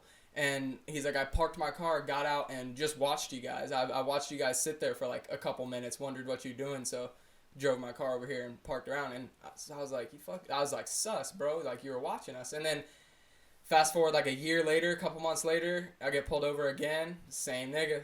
No takes way. me. Yes, bro. Same cop takes me again for it's like the same shit. Get the fuck out I of swear, here. bro. It, like the same road They too. don't give a fuck, bro. Yeah. They set niggas up to fail, bro. And there's so much corruption, bro. They make money off people being in prison. Mm-hmm. That's why you look at dope dealers get more time than anybody else.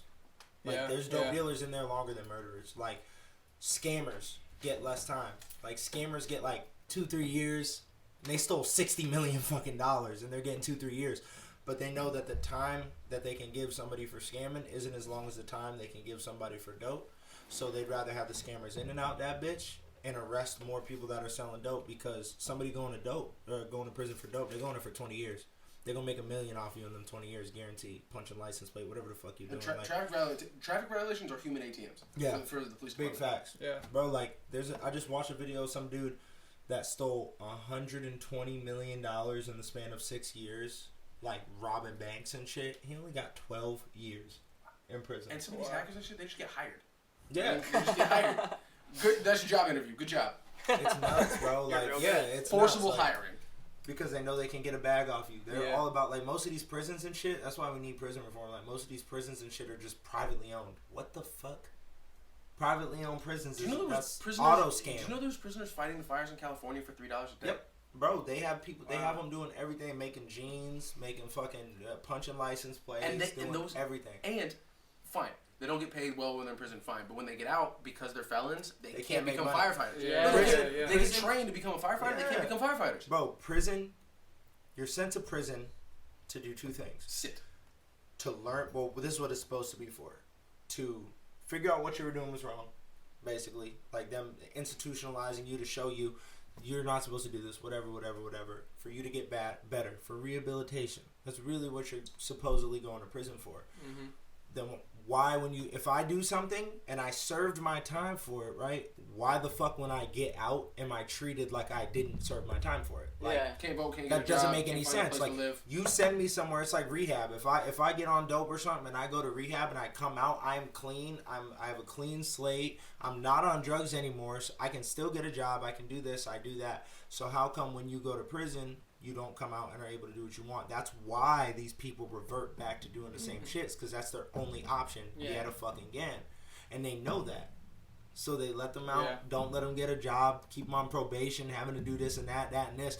Because you're going to be back here. We're going to make some more fucking bread off you. And they say it too. Cops will tell you, we'll see you back here. We'll see you here. I'm like, bro. There's dudes in jail in Colorado for weed violations. It's legal in Colorado now. And they're still in in jail. Dude, that's what trips me out, bro. That's crazy. Imagine the people that are in there for fucking years. Bro, a lot of people in my family have been in jail or prison, arrested, whatever.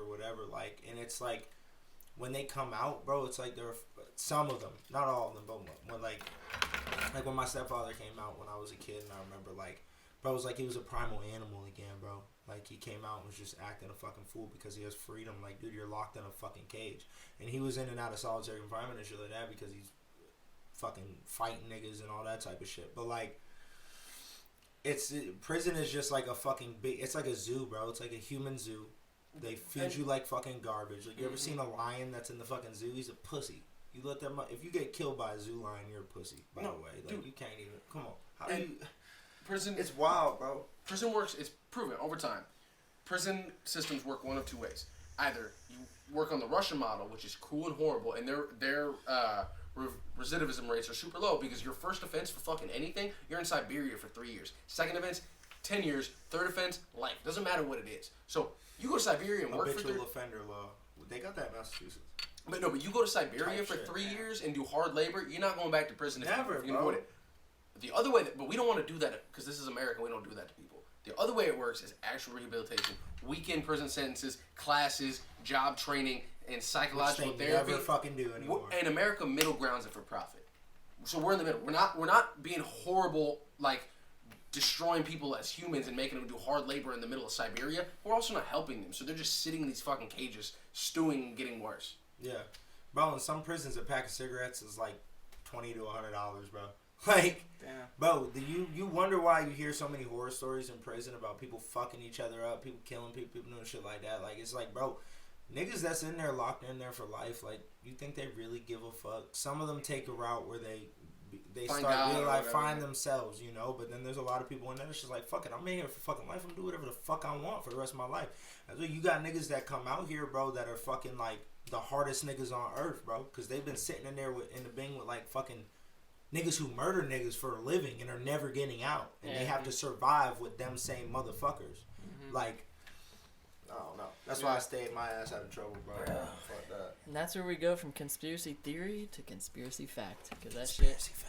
shit. Everybody knows the prison system. Don't do is drugs, fucked kids. up. Yeah, that shit's. Yeah, I'm glad I got y'all's opinion on that. Bro, it's That fucked. was a good It's stupid. conversation. I've been harassed by the police like tons of times over the years, but like luckily, like this is what I try to explain to like a lot of my white friends that I grew up with and shit. Like most white people I know, their parents never sat them down as a kid and explained to them how to talk to police. Like that was something that I was taught from a kid until a teenager. Like from my dad, my stepdad, and my mom all taught me. I don't care if the police officer is telling you to do something that's against the fucking law. Just do it. Because they can do whatever they want. Better in court than in a body bag. Yeah, they can do whatever they want. My dad told me, he's like, bro, when I was a fucking kid, when I was your age, bro, we could square up with the police. We would straight up run a fade. Whoever won the fade was the one that was out of there. He's like, I used to beat the cop ass. I was way bigger than them. And they knew what it was. Would they try to get me again? Yeah, but then I fight them again. Like, now, you do anything... You could do something that has nothing to do with anything violent or anything wrong, and they blow your fucking brain out. And they blow your, exactly. Hey, I need your okay, no problem. Hey, I have a license for this gun. I'm gonna get you the license. They don't care, bro. Okay, great. They killing niggas in their own house, bro. Like Shorty got 10 years in Texas for killing homeboy in his own house, and they gave TK 55 years for being involved in a murder he didn't commit. Like he got more time than the niggas who did the murder. How about Sandra Bland? What? You know the Sandra, chick, the chicken. What was that? No, it was in Texas. Was it Texas? Yeah, she was lighting a cigarette. The cop threw her in jail. She was going to be in there for 3 days. She killed herself. Then she died, supposedly. Whether or not she died. Yeah. Yeah. Because she didn't use the turn signal. If the cop was following her, she assumed that he was trying to get by, so she got over and didn't use her turn signal, pulled her over, threw her in jail. She's dead. Facts. If he would just have moved on, if he wasn't trying to profit off this lady's fucking turn signal, she'd still be alive. Bro, it's like that dude right now, what is it? Fuck, Ronald Reed? Something Reed? I don't know. They're like, have this big ass petition to get him out because like he's been in jail for like 20 years for a murder he didn't commit. Oh yeah. And it's like low key the bitch who got murked, it was like her husband that murked her who literally said, if I catch you fucking that black dude again. Yeah, who said while he was in prison, like, shit, they didn't get me. They didn't I killed my wife for being an end lover. You know what I'm saying? Like, he said that shit to another inmate that's talking out about it, like a white inmate too. Like, it's just, bro, nobody should be in prison for something they didn't do. But there's a shit ton of people in prison for what they didn't do. The Central Park 5 and shit. Like, the one that for real got me forever, like, was the Flame Castile. That one. No, that shit still to this day. Where's and say what you want. Where the fuck is the NRA on that one? The NRA should have been. They defend all these people for being able to keep their guns. They should have been paying for every dime of Flame Castile. Because he's a nigga, bro. They don't care. Exactly. Exactly. So when they say, no, we're not racist, we just care about guns and gun rights and shit like that, then you should care about Flame Castile because he had his license, he didn't do anything wrong, and he got killed for having a gun license. And if that was a white dude, the NRA would be losing their fucking mind. Bro. That's like the shit like when I try to explain to like my friends about, because I'll have a debate about anything, but like I be trying to explain to certain people about white privilege and like, bro, it doesn't make no sense. And I said, bro, the fact of that you don't have to understand it, that you don't think it exists, is proving my point even further. Yeah. Because I know it exists. Like, I see it with my own fucking eyes every day. And my friend goes, well, I got arrested for this. I said, you broke the fucking law, nigga. You got arrested, of course. Yeah.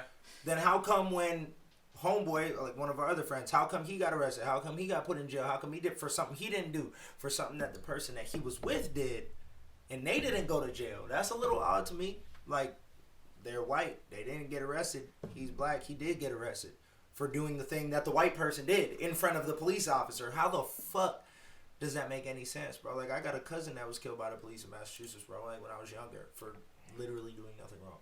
Had he caused trouble in the past? Yeah, but was he doing anything wrong when they killed him? Fuck no. No, it's diffusion of responsibility. Yeah, it's because the thing is, like, just because you have white privilege doesn't make you a bad person, but no, it doesn't. Being unaware of it is your ignorance. It's purposeful ignorance. Like, just do the denying work. it. Yeah, and it gives you empathy and lets you help. If I see Sling and we're somewhere and I see the cops walk up to him after a show and like try to pull him out the side by himself, I'm gonna walk over there and stand with him and just get through the situation and handle it. Because if I'm around and I'm being calm and he's being calm, at least there's a second layer of protection there for him. I'm so respectful of the police. They could be a piece of shit to me, a dickhead, whatever, bro. And I'm always so fucking whatever the fuck they say, because I'm not trying to get murked, bro. Like, every time my mom sees a black kid get killed by the police, she calls me crying, bro, because she's terrified.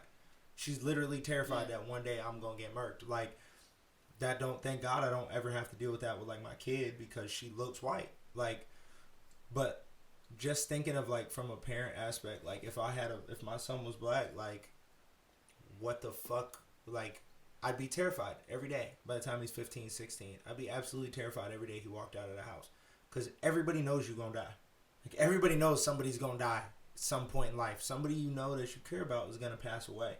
And I'd rather it be from fucking old age than getting murked by a fucking police officer because they questioned them. I don't even ask questions, bro. Like, when the cops pull up, I put my hand out the window with my ID before they even come to my car. Every single time. I have my ID out the window like this. We ain't arguing about my ID. I ain't getting shot. I ain't getting beat up over my fucking ID. Here it the fuck is. And I've had one dude pull his gun out. Put your hand back in the car. And it's like, my nigga, I'm giving you what you gonna ask for in 10 seconds. Bro, like, I saw a post a dude had on like a neon lanyard. He had like a little thing where he slipped like his license, registration, and proof of insurance, all that shit, and then a note that said like whatever, obeying whatever you need to say, and he slips it like out of the car window so that it's all there and he doesn't have to touch anything once the cop runs up. And someone shared it and said, what a good idea. And then someone else shared it and said, it's so fucked up that this was shared, and said, what a good idea. That has to be a thing that people fucking do. A cop pulled a gun on me like 3 months ago, and I'm milquetoast white dude as you can find. You know what I mean? Like, I was on my way home from work at 3 a.m., and I got pulled over for having a taillight out. The only reason she saw my taillight out was she saw me pass her and turned around and followed me and saw when I tapped my brakes. So she went and followed me looking for a violation. This was 3 a.m. Right. She's looking for a DUI. Pulls me over, sees a screwdriver in my backseat with a black and orange handle. Says, is that a gun? I said, no, it's a screwdriver. And she pulls her gun out, 10 and 2, didn't point it at me, pulls her gun out, ran through this whole fucking situation for a taillight out. And, like, there was no reason for that. This was a female black cop, which just shows me the training. Like, she was trained to do that. That's fucked up. It's not really the people. It wasn't her fault. It's the training that's fucked up. It's like scare tactics when they train police exactly. officers. Why is it easier to become a cop than an accountant? That makes no sense to me. Bro. You gotta go to... 0 cents. Training for cops is like 6 months. Yeah.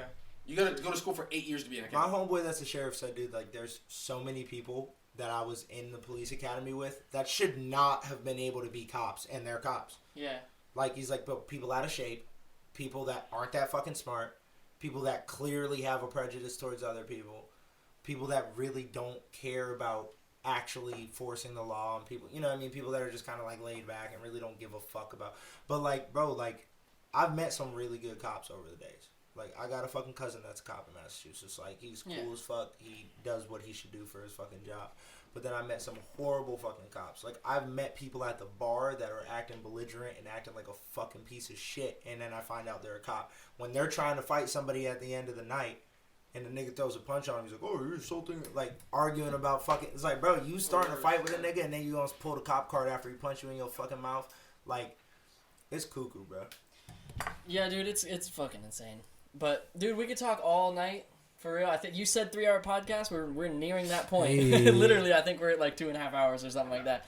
One SD card's already full. One is just damn near full. I can't wait to listen to how dumb I sound. Dude, no. Before we wrap it up, I want this to go up before y'all's show. Oh, so we could shout that out real quick. The project drop in and all of that. All right, so December 7th, my project drops at midnight, which is December 6th, basically.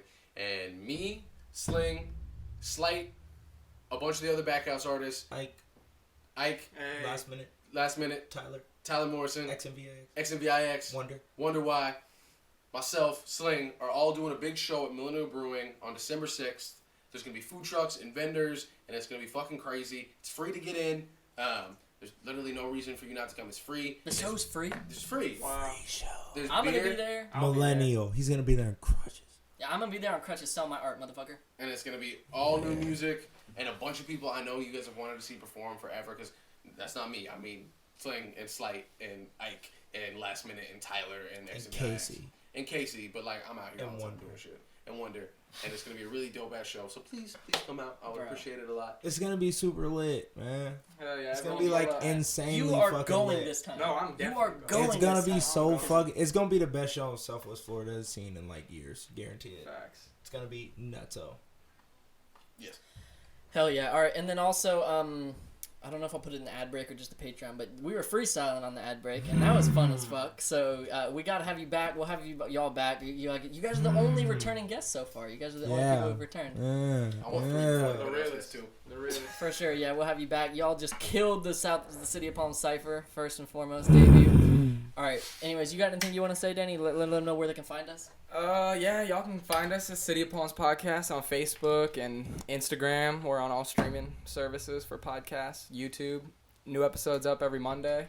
And then I did want to thank you both for Dude. coming on, dude. Appreciate it. It's been Fucking real. tight. Thank you. Handshakes all around. Hell yeah. Follow us on all the things. Kacey Parks. You know where to Sling. find them. Links Yes, below. All right. Hit him with the outro, Soren. Hey.